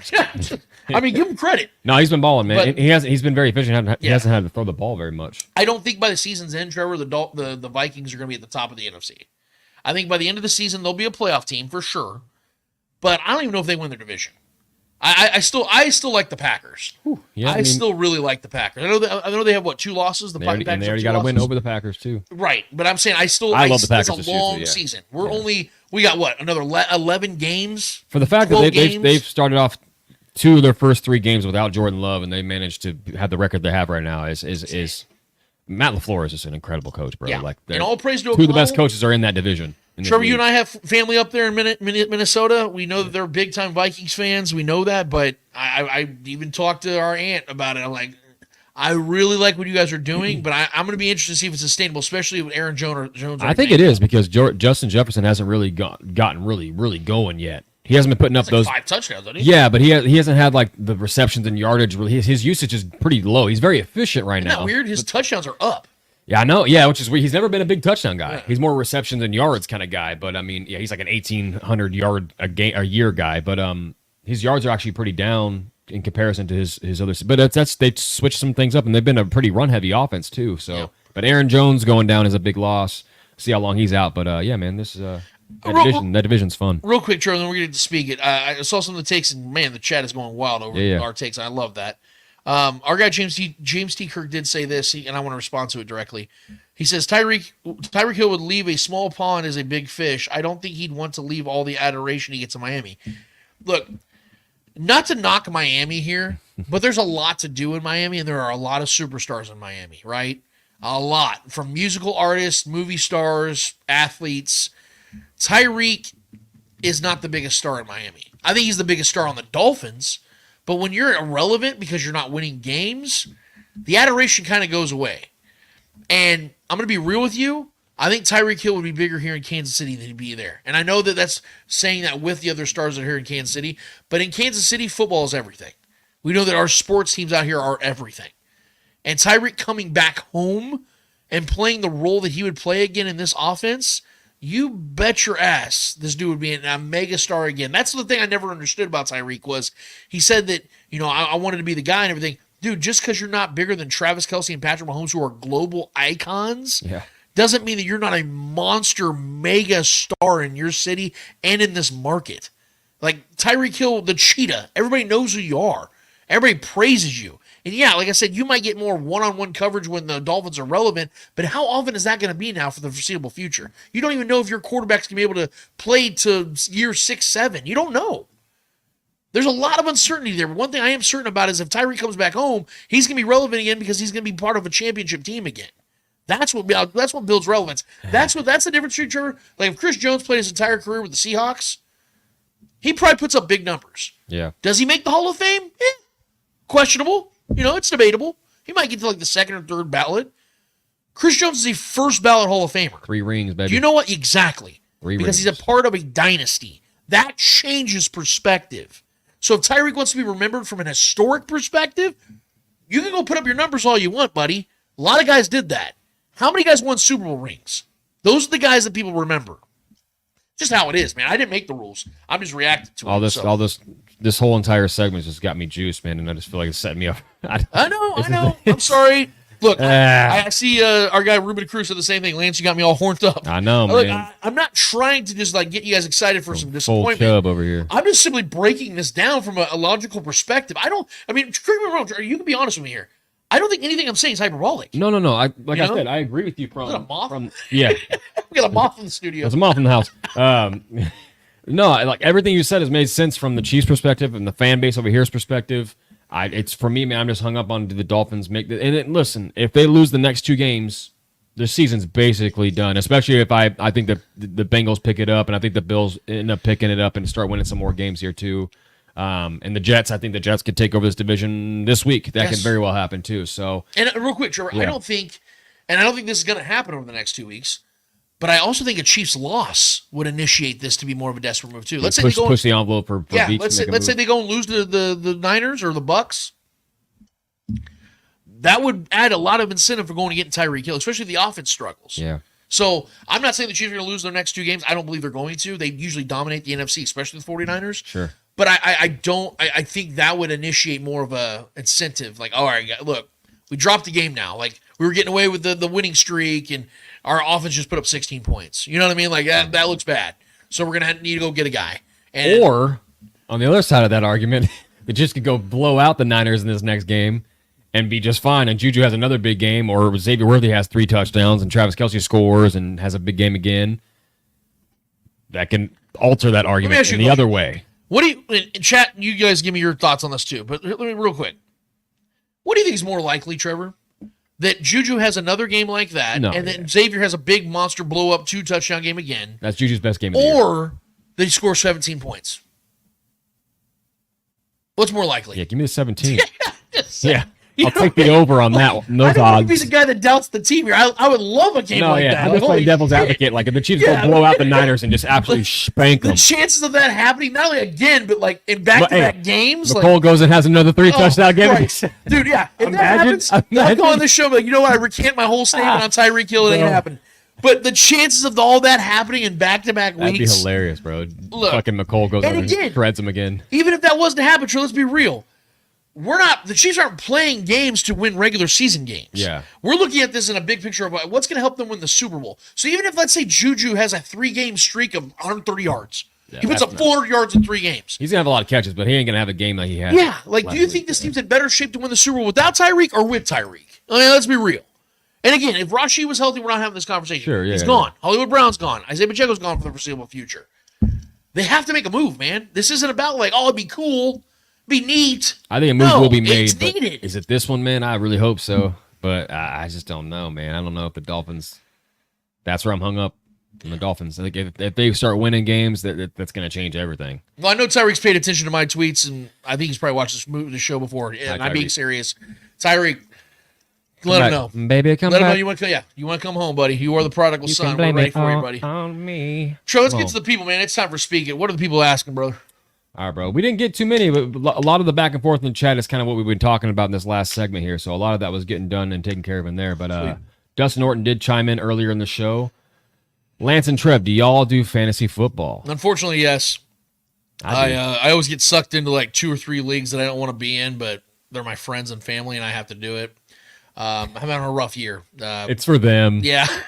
Last year, dude, I rolled through fantasy. I won 2 leagues. You won Jordan's leagues last year. year. I won Jordan's league, and I won a Pick'em league too. So my team fell apart last year. I'm doing great in Pick'ems. I'm leading our league again this year. But outside of that, in my other couple leagues, I am horse shit. Yeah. So it's been a rough year. So I'm not really having a blast doing that. But I've actually just been paying more attention to the gambling side of things. Losing money every week is typically what we do over here. By like 1 leg every freaking week, but. No, man, yeah, I'm a big fan. I'm not as big as a fantasy player as I was because with gambling being legal in Kansas now, it's cool to be over here on the Kansas side. That's changed the game for me as far as me being in like 30 leagues a year. It's I'm playing I think 4 leagues this year, 2 pretty high stakes ones, and then the 2 other ones are middling. But I'm 5-0 one league, 4-1 in the 2 other leagues, and then I'm 2-3 one of my leagues. That's been a rough one. I've lost a bunch of players on that team, but yeah, man, I'm definitely an avid fantasy player. A lot of my analysis and my takes and my information that I talk about on the show comes from because there's a good marriage between reality and fantasy because you can kind of take good information from the analytics that come from. It's all kind of the same thing, but yeah, I love the fantasy aspect of things. But yeah, good question, man. Love me some fantasy football. Dustin Norton also, who will have the better week 6? Justin Fields in the Steelers versus a horrible Raiders team, or Rattler with the Saints and his first start against a struggling Bucs defense? Oh, it's no question Justin Fields. I'll just go out. I'll go ahead and give you guys Russell Wilson looming in the mist over there. Let me put it like this. I put together a parlay yesterday, guys, of some of the spreads, and I can share that to our social media platforms if you guys like me to. But I hammered Bucs -7. I think that Saints, with their banged-up team, Spencer Rattler's first career start against Todd Bowles' defense, I think the Bucs are going to demolish the Saints this week. I expect Spencer Rattler to struggle really bad, guys. Is he? He hasn't been confirmed to start though. No, he is. Is he? From everything I've seen, Spencer Rattler starting. I didn't know if they announced him or what's his name. That was the reason I hammered the -7. Second-year guy. I know it was Mears or Means or whatever his name is. I don't care who's. I don't care if it was. For me personally, I don't care if it was even Derek Carr starting for the Saints. I'm taking the Bucs. The Bucs are a good team. But I hammered the -7. Yeah, their defense. It could be a shootout, but I don't think Spencer Rattler or whatever. I can't remember the other guy's name that has that super sus photo. Yes. Dude, super sus. You know, he reminds me of one of the Lawrence brothers in Blossom. Yeah. Whoa! Oh my Remember god, that? nice. He reminds me of that guy. Oh my Whoa! god, yeah, dude, yeah. 90s kids know what we're talking about. Oh my goodness. But yeah, I love the Bucks. Yeah, -6, -6.5. I'd even tease it to maybe 9.5. Man, I think the Bucks go out there and shred them. And then everyone talks about the Bucks matchup with the Saints over the years, but the Bucks I think have won the last 3 games. And I know Mike Evans might not have a big game because they always find some way to stifle him. But even though he had 70 yards receiving the first half last game, he ended up getting hurt and didn't play the second half last time they played. So that one's kind of fluky. I think Mike Evans was ready to break that trend then. But yeah, man, I think Justin Fields is primed for a big game against the Raiders, especially his rushing yards. If Max Crosby's on his ass, it's going to make him evade the pocket. I think Justin Fields might run all over them. And I also Jaylen Warren is healthy, by the way, and ready to play this. That's a big get for them. I did smash the Pittsburgh. What was it? -3, I want to say. I think they're 3.5 favorites. Yeah, I think I smashed that as well because that defense against Aiden O'Connell is going to be bad. It's going to be. I mean, that defense is going to demolish Aiden O'Connell. Yeah, and I mean, them coming off a difficult loss, an embarrassing loss. Not embarrassing loss. I mean, the Cowboys are a good team, but coming off that loss. Devontae Adams is out, by the way. They ruled him out. Coming off a home loss to the Cowboys was tough, right? So they need to win this game, and the better team by far is the Steelers, and I think they could definitely go out there and demolish them. It'll probably be an ugly game though, because there's 2 good defensive lines getting after each other. But yeah, we'll see. See, Mike Hayes knows. Lance talking about Joey Lawrence that says, "Whoa, bro." Joey Lawrence. He was Joey. I know he was one of the Lawrence brothers. I think he was the one in Hot Chick. Wasn't that the one? I think that was Joey Lawrence. Yeah. Dude, that's such a good call, man. That's so funny. He looks just like him, dude. I'm telling you. Go look up those Saints. What's his name? Yeah, I always forget his name. He's very forgettable, bro. Yeah. But that picture is sus. Very sus. I'm not. He's looked like he's. I don't know. Either way, this wasn't a question, but I wanted to give Shaggy Shane anytime he chimes into the chat a moment. Yeah. He said the Chiefs will make a trade or pick up of a free agent wide receiver before the trade deadline, and this will happen not only because they want to, they have to. Yeah, so exactly. just to reiterate what we just talked about for the last hour. Yeah, Shaggy and I, we've had our conversations, and I broke this down extensively. They got to make a move, man. On Arrowhead Allies, yeah, and Shaggy completely agreed with me on there. I'd recommend you guys go watch that episode. It was awesome. We had to talk to old Chiefs punter Louis Aguiar, which was a lot of fun. Yeah, after the show, go check that out, guys. And Shaggy and I go into this extensively, kind of like how Trevor and I have today. A little more of a condensed version because we only do about an hour on. Does Shaggy have a favorite move that he wants to make? I haven't talked to him about it. I don't want to speak for Shags. So Shags, if you're still on, bro, go ahead and let Trevor know what your favorite move is. But I want to say that he was really in line with Amari Cooper, and obviously the Tyreek Hill stuff. I think he'd be 100% on board with. But I don't want to speak. I think the Amari Cooper one seems the most likely. If there is going to be a big name to Kansas City, I think Amari Cooper, especially the Browns lose again this week, which they will. I mean, they look like they arguably the worst team in football. That was my biggest whiff of predictions, man. And honestly, I'm not even that surprised and let down by the play of Deshaun Watson. I expected that. The defense has been getting shredded. I think it's because they lost heart. I think they're just like they've given up. Yeah, that defense is so talented, bro. Yeah. Like there's so many good players on that, and they've been getting spanked. Look at this. Like remember how the Jets defense over the last couple of years they've been like trying to overcome Zach Wilson. Then Aaron Rodgers started playing good football, and what do you see? The Jets are a top 10 defense again. It's because they have some hope. They have some hope that Aaron Rodgers is going to lift them. You know what I mean? Yeah. So I think if the Browns had a good, capable quarterback, you'd see that defense. And let's be real, Myles Garrett's been dealing with injuries this year. I'm not done with the Jets yet. I still have high hopes for the Jets this season. I think Trevor, the Jets are beating the Bills on Monday Night Football. I like it. They're going to beat the Bills on Monday Night Football. Yeah, the Bills are getting caught at a really bad time. Interim coach. Their pants are entirely down. I want to give credit to whoever it was real quick. So when I heard the Robert Saleh news, I initially said, "Oh, Jets are throwing in the towel." Yeah. And then somebody said something in the comments and made me think. And I wish I could give them credit. I'm so sorry. They took play calling duties away from Nat Hackett, but it was also this, and this is this is something I had to think about. They weren't throwing in the towel. It was actually the opposite because what this does, it's genius. Because how many times, sure, do we see when coaches get fired, interim coach comes in, what happens that next week? Yeah, they win. Those players play for that coach. They win. Yeah. Yes. Damian Pierce just last year. Yeah. And Ulbrich, or whatever his name is, has the respect of his entire franchise. Defensive-minded coach, too, the DC. Yeah. Changing offensive play calling. What's going to come into this game, Trevor? They're going to come in there motivated as hell on a Monday night game at home. I think Aaron Rodgers is going to dice that Bills defense, dude. I think Aaron Rodgers throws three touchdowns in the game. I'm dead serious because he just had a shit game in Germany. Yeah. Shit game. He's going to go in there at home. While Garrett Wilson Monday actually Night had a Football, big game. He had a huge game. Yeah. But I think 12 touches. Rodgers is sharp in this one. I think they beat the Bills, dude. I have the Jets 2.5. So I like the money line for sure because it's kind of like a pick 'em game. Yeah. But I mean, and the Bills 3 straight road games. Be James massive. Cook isn't supposed to play. yeah, the I Jets, don't know if you heard about that. The Jets have to win this one. They Yeah. want to right the ship. And they win this game, they're in first place of the division. 'Cause they know the optics will be really bad if they fire Saleh and go get killed by the Bills, who are reeling, and then At home? might not even have James Cook. Standalone game. He might not even play. So. That's what I'm saying. James Cook has that. They That's what I'm said saying. it could be turf toe. The pants are entirely down on the Bills right now. Like they're scrambling trying to pull them back up, but they're getting exposed right now. And Josh Allen is. We'll get there. Next question from our guy Jamar Ward on Facebook. Do you think the Chiefs will patch up the tackle position rather than blockbuster trade for wide receiver? No, that's a very good question. I love we that haven't question. talked about that enough because the tackles have been. Jawan Taylor, I'm always I'm a cape. I put on the cape for that guy. I think he's a really good player, but he has been the penalties are starting to rack up again, man. Yeah. It's really getting frustrating. So I get this question, and I get Cost the Chiefs a touchdown. left tackle's been more better than the right tackle so far right now. Did you The see penalties Andy are Reid after pissing that me off. penalty on Juwan during the touchdown? When Noah Gray caught the touchdown, they called that back? Dude, Andy Reid lost his shit. Oh yeah. I have not seen Andy that pissed since Travis Kelce got thrown out of that game. It's frustrating. He's so good. Jawan Taylor is a very good player. Yeah. It's just the pre-snap shit, man. He's got to get the cadence down. He's jumping too soon. It's frustrating. But I'm going to defend him there. He's so good, man. But dude, the things that make me upset is his holding calls. Yeah, What pisses me off in his defense is I watch all the other games. He's good. And I see all these other tackles jumping the snap. That's true. And they don't get called. Lane Johnson does the same shit. What is it about Jawan Taylor? He gets called for it. Yeah.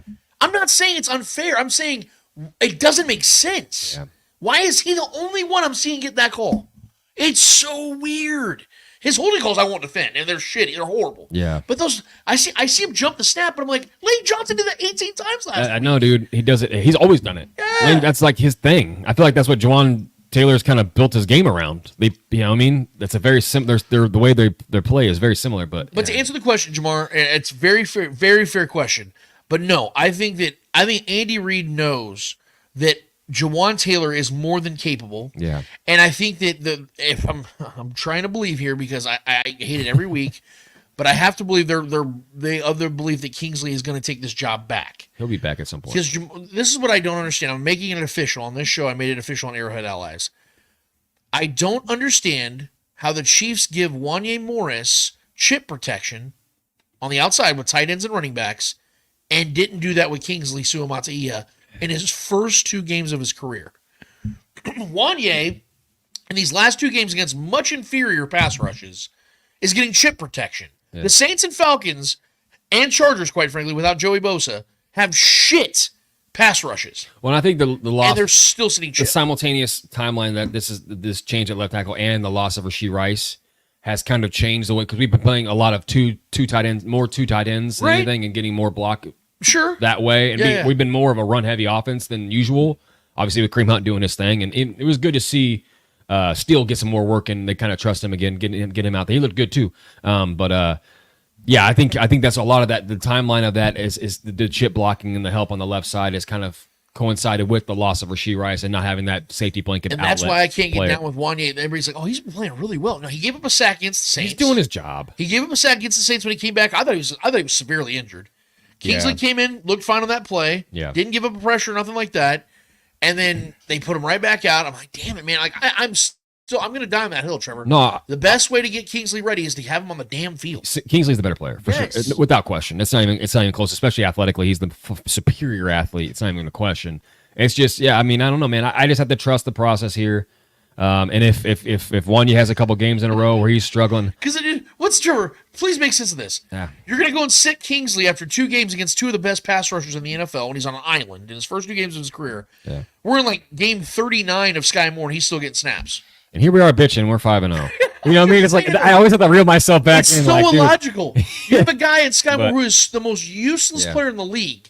He's still getting playing time. Sure. But you're going to bench Kingsley. Like, where's the correlation? It makes no sense. I will never complain about having Andy Reid as our head coach. I would never want any other head coach. But some of these decisions I just cannot get down with. Well, yeah, in the typical way you allow your especially early round tackles that are drafted by any team in football, like they typically allow them to stay in the flames, and if they're getting destroyed, allow them to grow out there with that pain. If Kingsley, that's typically how it's done. If Kingsley would have struggled against the Falcons, I wouldn't fight this move. If they said, you know what, 3 weeks, we just faced one of the Falcons probably have the worst pass rush in the NFL. If Which is crazy because they have names. Yeah, Matthew Judon, who's good, and Grady Jarrett, I think his name is. Yeah. But if he would have struggled, let's say Patrick was getting bopped, right? His blindside was just getting bopped, and Kingsley was struggling. I'm like, you know what? It's 3 games in. We don't want Patrick getting hurt. I get it. Yeah. But dude, 2 games in, and he's facing Trey Hendrickson and Hubbard and all these badasses on the Ravens side. I'm like, are you really gonna punish this kid for going through the flames right now?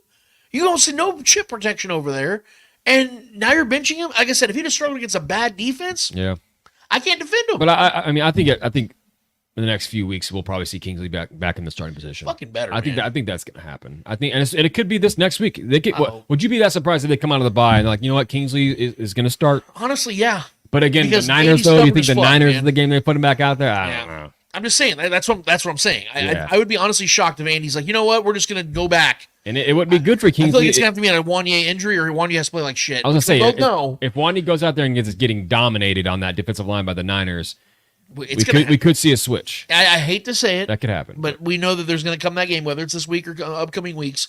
Wanye's going to shit his pants because he's not a true left tackle, and they're going to have to go back to Kingsley. That's what's going to happen. I don't wish injury on Wanye. He's been taking care of the matchups that he's been dealt so far since he's gotten the job back, but which is what you want. I mean, he's doing his job. I mean, I'd rather not have 2 guys struggling. That would not be good. So he's been doing his job, but you know me, man. I always want I don't care about the name of the jersey. Just want the best guy for the job. And if he is the best guy for the job for now, I still think Kingsley long-term for 100% is the guy. Yeah. And we got time, man. He's a rookie, dude. Like, I think Kingsley's going to be a household name for a long time here. So I agree. I'm fine with that for now. James T. Kirk.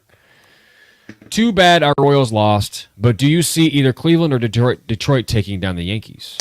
The Yankees are good, man. If the Yankees bullpen continues to pitch like they are, there's nobody beating them, and I mean nobody. Because I mean their bats weren't even like going off against us. If their bats get hot, I think the Yankees are probably going to win the World Series. I mean, they're supposed to. They're supposed to. Yeah, Aaron Judge hit like shit. Yeah, but he was facing our bullpen. The Yankees bullpen was unbelievable. Now.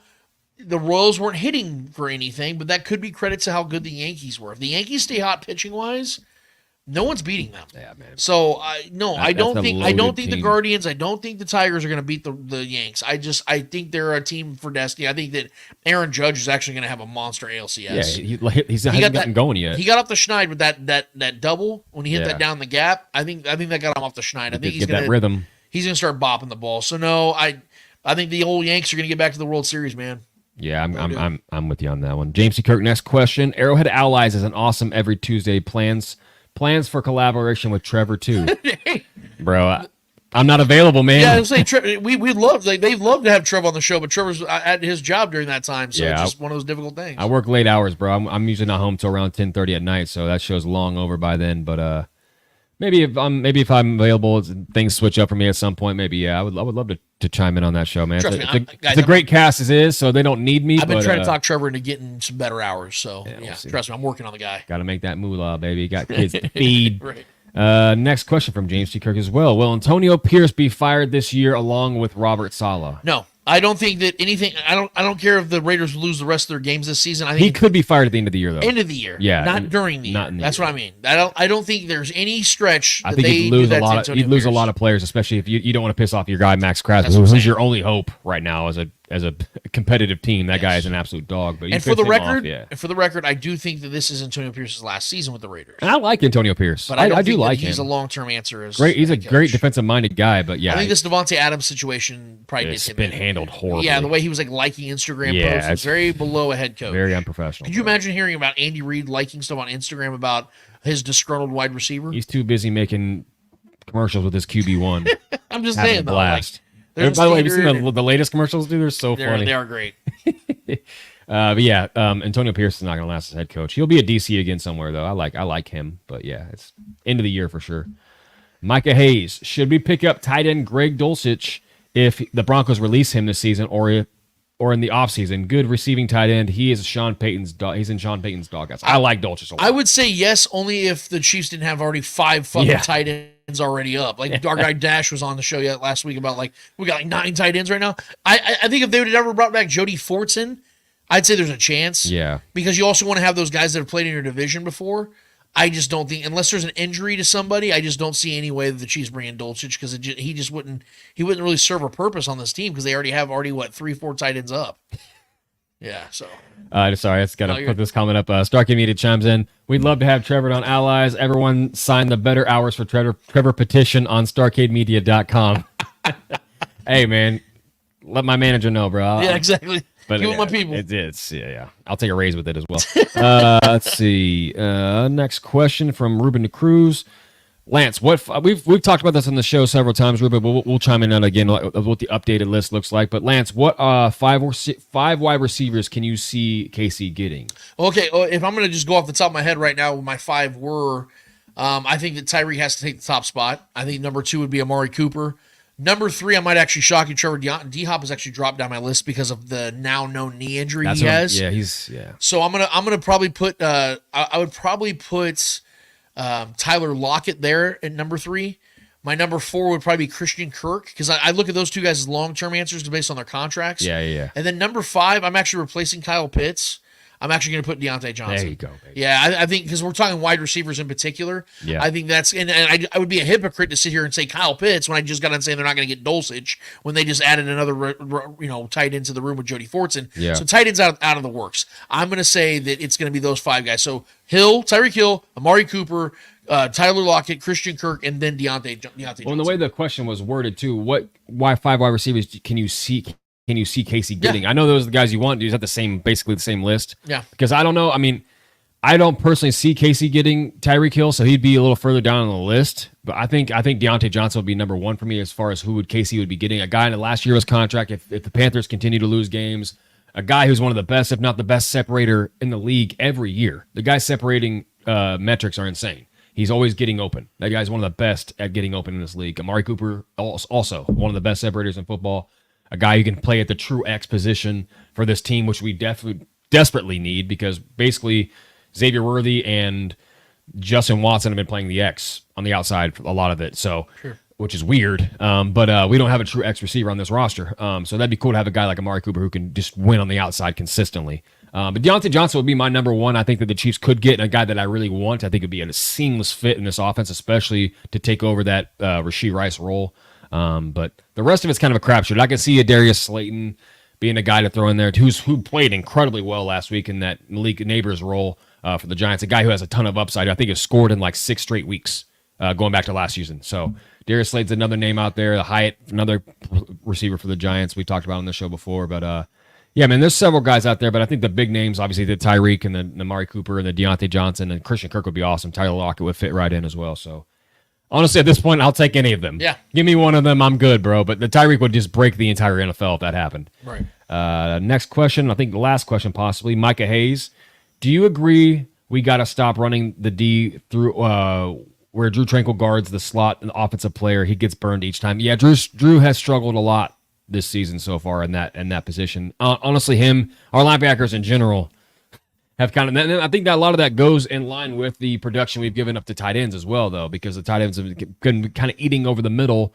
And a lot of that's due to, just the lack of talent and coverage we have at the linebacker position, which is strange because Drew has been really good over the years in that kind of role. But him and other guys, whoever's out there, honestly, I think Shenault has a chance to be better at that. I think he's got the athleticism to guard, and he has the height advantage, and he can move for as big as he is, and that maybe getting him more involved in the coverage. But even then, he's gotten burned a few times as well. So that this might be the only maybe minuscule weakness of this defense is our linebackers in coverage.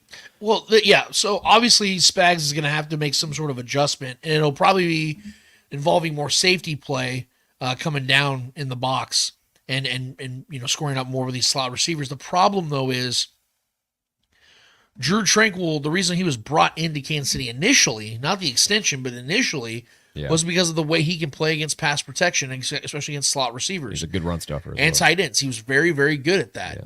And for some reason this season, he's just not put it together. I don't know if he's dealing with an injury. Like that's where I'm at. I think that Drew Tranquil is dealing with something. Sometimes when guys get paid, certain things kind of change. And that might be it too. I don't believe that's his character, but I don't either. Because he was healthy. He He's was healthy last season. Yeah, and he was an animal. He was insane. An animal. So I have to think it's an injury of some sort. I don't want to give him a pass because he's got to play better. And we know that Spags is going to give him every opportunity to start getting better. And I do believe by the time the season ends, Drew's going to be in a much better place. He's got to step up too because Nick Bolton's been doing his damn job. Nick Bolton's been playing great. If we're like in week 13 or 14 and Drew's still struggling like this, then there's no question Spags have to start, like I said, doing more disguises where he's bringing safeties up and down the box a little bit more. This is where you kind of miss Willie Gay, man. Maybe more. This might be where Shamari Connor maybe starts coming into more play, where he plays more man coverage. That's going to be probably something that you have to start seeing in disguises with Spags. But I'm not really worried yet. Why should we be? Our defense is. Like I said, this could be the little weak spot of our defense. Yeah, am I disappointed in what I've seen in Drew Tranquill? Yes, because I was expecting a much better season to this point. But I mean, let's be real, guys. This defense is the biggest reason why the Chiefs are 5-0. How's the unit entirely doing? How's your unit looking? Our unit looks good, Our man. unit's real nice and solid. It's got a nice color to it. It's a girthy unit out there, man. Girthy unit. They're doing their always produces. And I'm just gonna stop. I was gonna say something else. It does its job, baby. Yeah. It delivers. It gets to the finish line. All right, we got another question in here from Chief KT. Do y'all think the Chiefs give Juju a contract? This team is obviously what fits him best. I think if Juju was to come back in 2025, it's another one-year deal. That's because that's the only thing Juju's ever going to get for the rest of his career. I know he's not old. He's only, 27, 28 years old. But Juju he's already made his money now with the 27, Steelers. like you said, man. Like he's 27, dude. He made, $25 million with the Patriots. Yeah. I think, though, just based on his health concerns and availability a lot of times, and now knowing he's never going to be like a high-end wide receiver 2 or 1, he's just going to be one of those guys that gets like 1 year, $6-7 million deals. So, yes, if the Chiefs were, let's say, he stays healthy for the rest of this year and he helps them three-peat, I would love to have Juju back on a 1 year, $6-7 million deal because I think that's a great idea. And then let's think about this, Trevor. You get Hollywood Brown back for like 1 year, $3 or $4 million, which would probably be the realistic scenario. Then you're talking about two 27-year-olds and Hollywood Brown and Juju Smith-Schuster being back for a combined $12-13 million. Sign me the hell up for that. Yeah. You know what I mean? Like if you get them for $10-12 million, and he's loved here too. This is a good home for him. Yeah, him being like a rotational receiver would be awesome for this team, man. Micah Hayes chimes in and says, "Hey yo, pause, Lance and Trev with that unit, the unit talk, baby.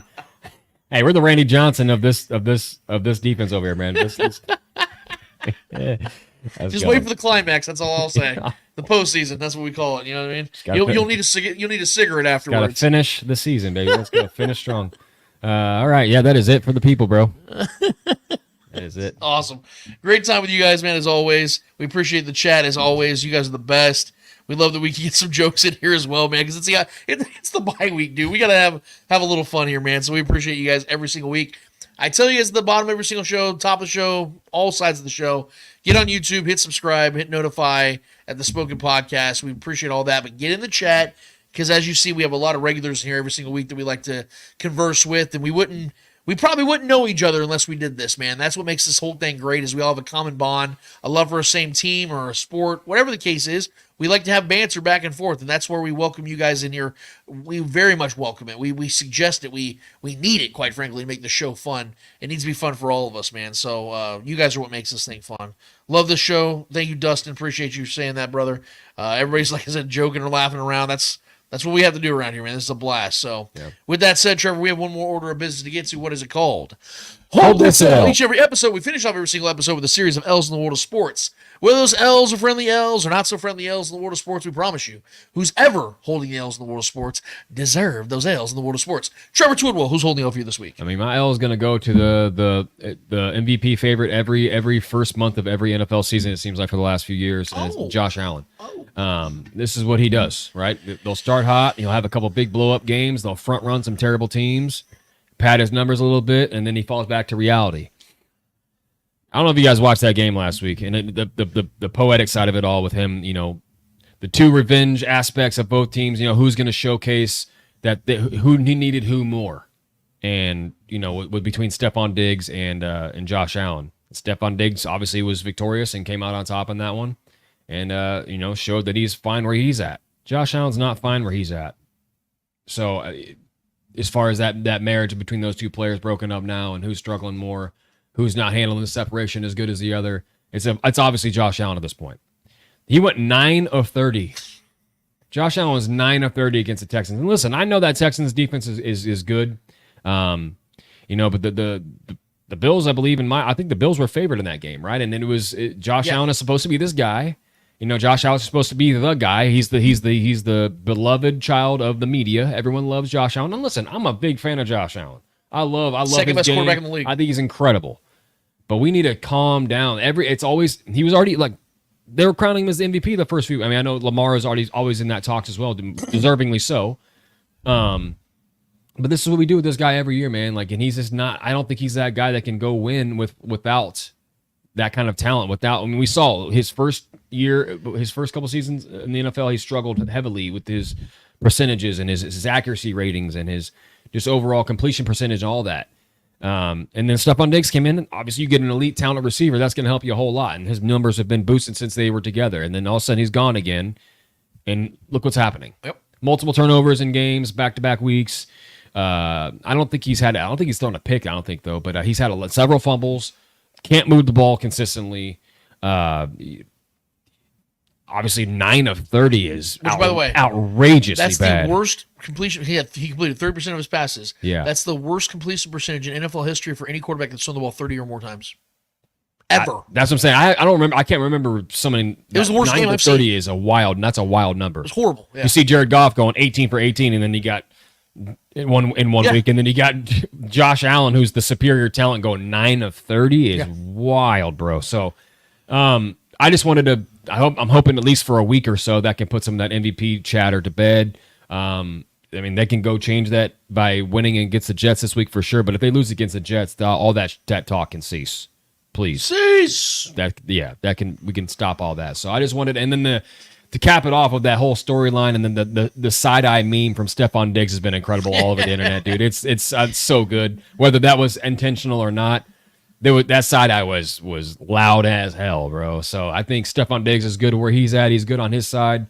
Josh Allen, not so much. So Josh Allen, do me a solid, buddy, and hold this L. And he's going to hold another L on Monday night because he's going to lose his third straight game, like I predicted. I'm picking the Jets too, bro. By the way, Josh Allen this season is barely completing 60% of his passes. Right back to where he was in the first 189 yards per game. I mean, I know he's lost. Like Khalil Shakir is a solid player, and that's just kind of a safety blanket player. But I don't know what that offense is doing. I mean, they're not winning. They have a young stud tight end that they drafted. They have barely been using at all. I don't understand it. So I mean, yeah. Well, my L is going to go to another New Yorker, but this is going to be on the baseball side of things. Obviously, it's going to be confusing because the Yankees beat the Royals, so why is one of them getting an L? Well, it's because Trevor. We know this. We talk about this all the time. I'm someone who very much appreciates shit talk.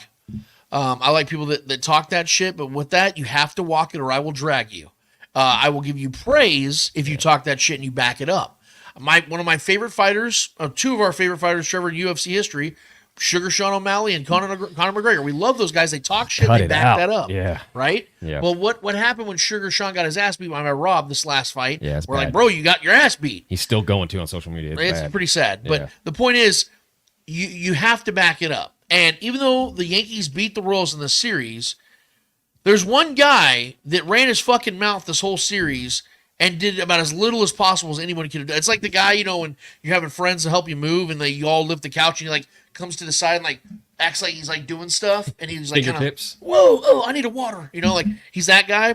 That is what Jazz Chisholm was for this series against the Royals. So the guy that talked the most shit said that the Royals were lucky to be there.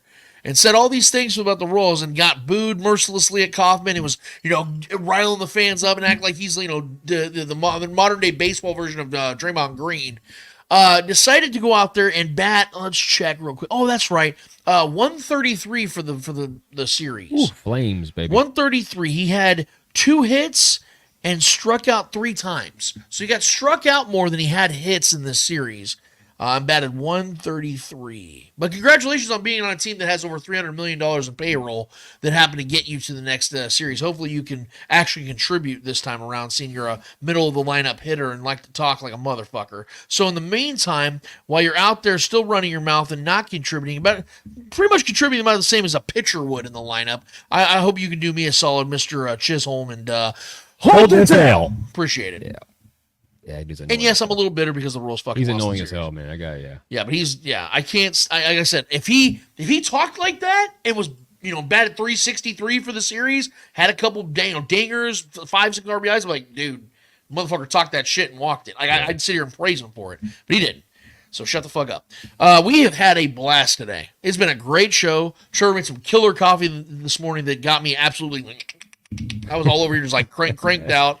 So I've had the energy all day today. It's been a fun week. I'm actually exhausted because full disclosure, I worked out 5 days this week. I only do 4. I did 5 this week. I was hurting yesterday. Let's go. But we got it through. We're cranked up on creatine, and coffee, all that fun shit, proteins, all that fun stuff. We're staying fit over here in the Twidwell Powerhouse. That Creafy. Let's go, baby. Listening to Creed, doing all the Creed, all that stuff you can think of. But guys, it's been a fun show today. I hope you guys have had a blast. Hit us up on YouTube. Keep the chat going. You guys want to keep talking on the chat. We appreciate every single one of you guys. Glad that Lonnie can show up at the buzzer. I know. Thanks, Lonnie, for showing up at the very end. He's just cucking in the corner in the last minute. He's like, hey, before you guys get out of here, much what's love. up? Lonnie Pyramid in the house. But shout out to James T. Kirk, Micah the Hayes, algorithm, Ruben baby. DeCruz, Dustin Orton, Tyler Orton, Helton. Man, the list goes on. Chief KT. I'm sure all the Facebook people, all the people on Twitter. Man, you guys are killing it today, man. We appreciate all the regulars. MQ10, Tony Russell. I mean, the list goes on and on and on of all the regulars. I see all the Shaggy YouTube Shane. comments. Shaggy obviously was in it. Our guy Johnny Harrison was in here correcting me as always. I need that because sometimes I might be a little off on my numbers, and he's always there to correct us. Thanks, Dad. So we appreciate Dad, John Harrison. We appreciate all you guys, dude. Thank you all so much for even caring to be a part of this. The fact that we see people in the chat that says we love this show and we love being a part of it, that's the best part of this, man. That's what makes us look forward to doing every single We wouldn't episode. be doing it if it was just us, no other interactions, It would bro. be This fun. is really for this. This Yes. is why we love doing it. That's why we're getting closer and closer to episode 300, man, which I really can't believe we're already there, man. That's Nuts. wild to think about. We've been doing this thing for 5 years and been having a blast ever since, man. So thank you guys so much for everything you guys do. We really do appreciate y'all. So with that, for Trevor Twidwell, for Clay Windler that puts all this together on the back end of things, I'm Lance Twidwell for the entire Starcade Media family. We appreciate you guys. We appreciate everything you guys do. For episode 287 of the Spoken Podcast is done, finished, and finito. And until we're back here in 1 week's time talking about this Chiefs 49ers game coming up Let's go, for baby. episode 288, we out of this bitch. Later.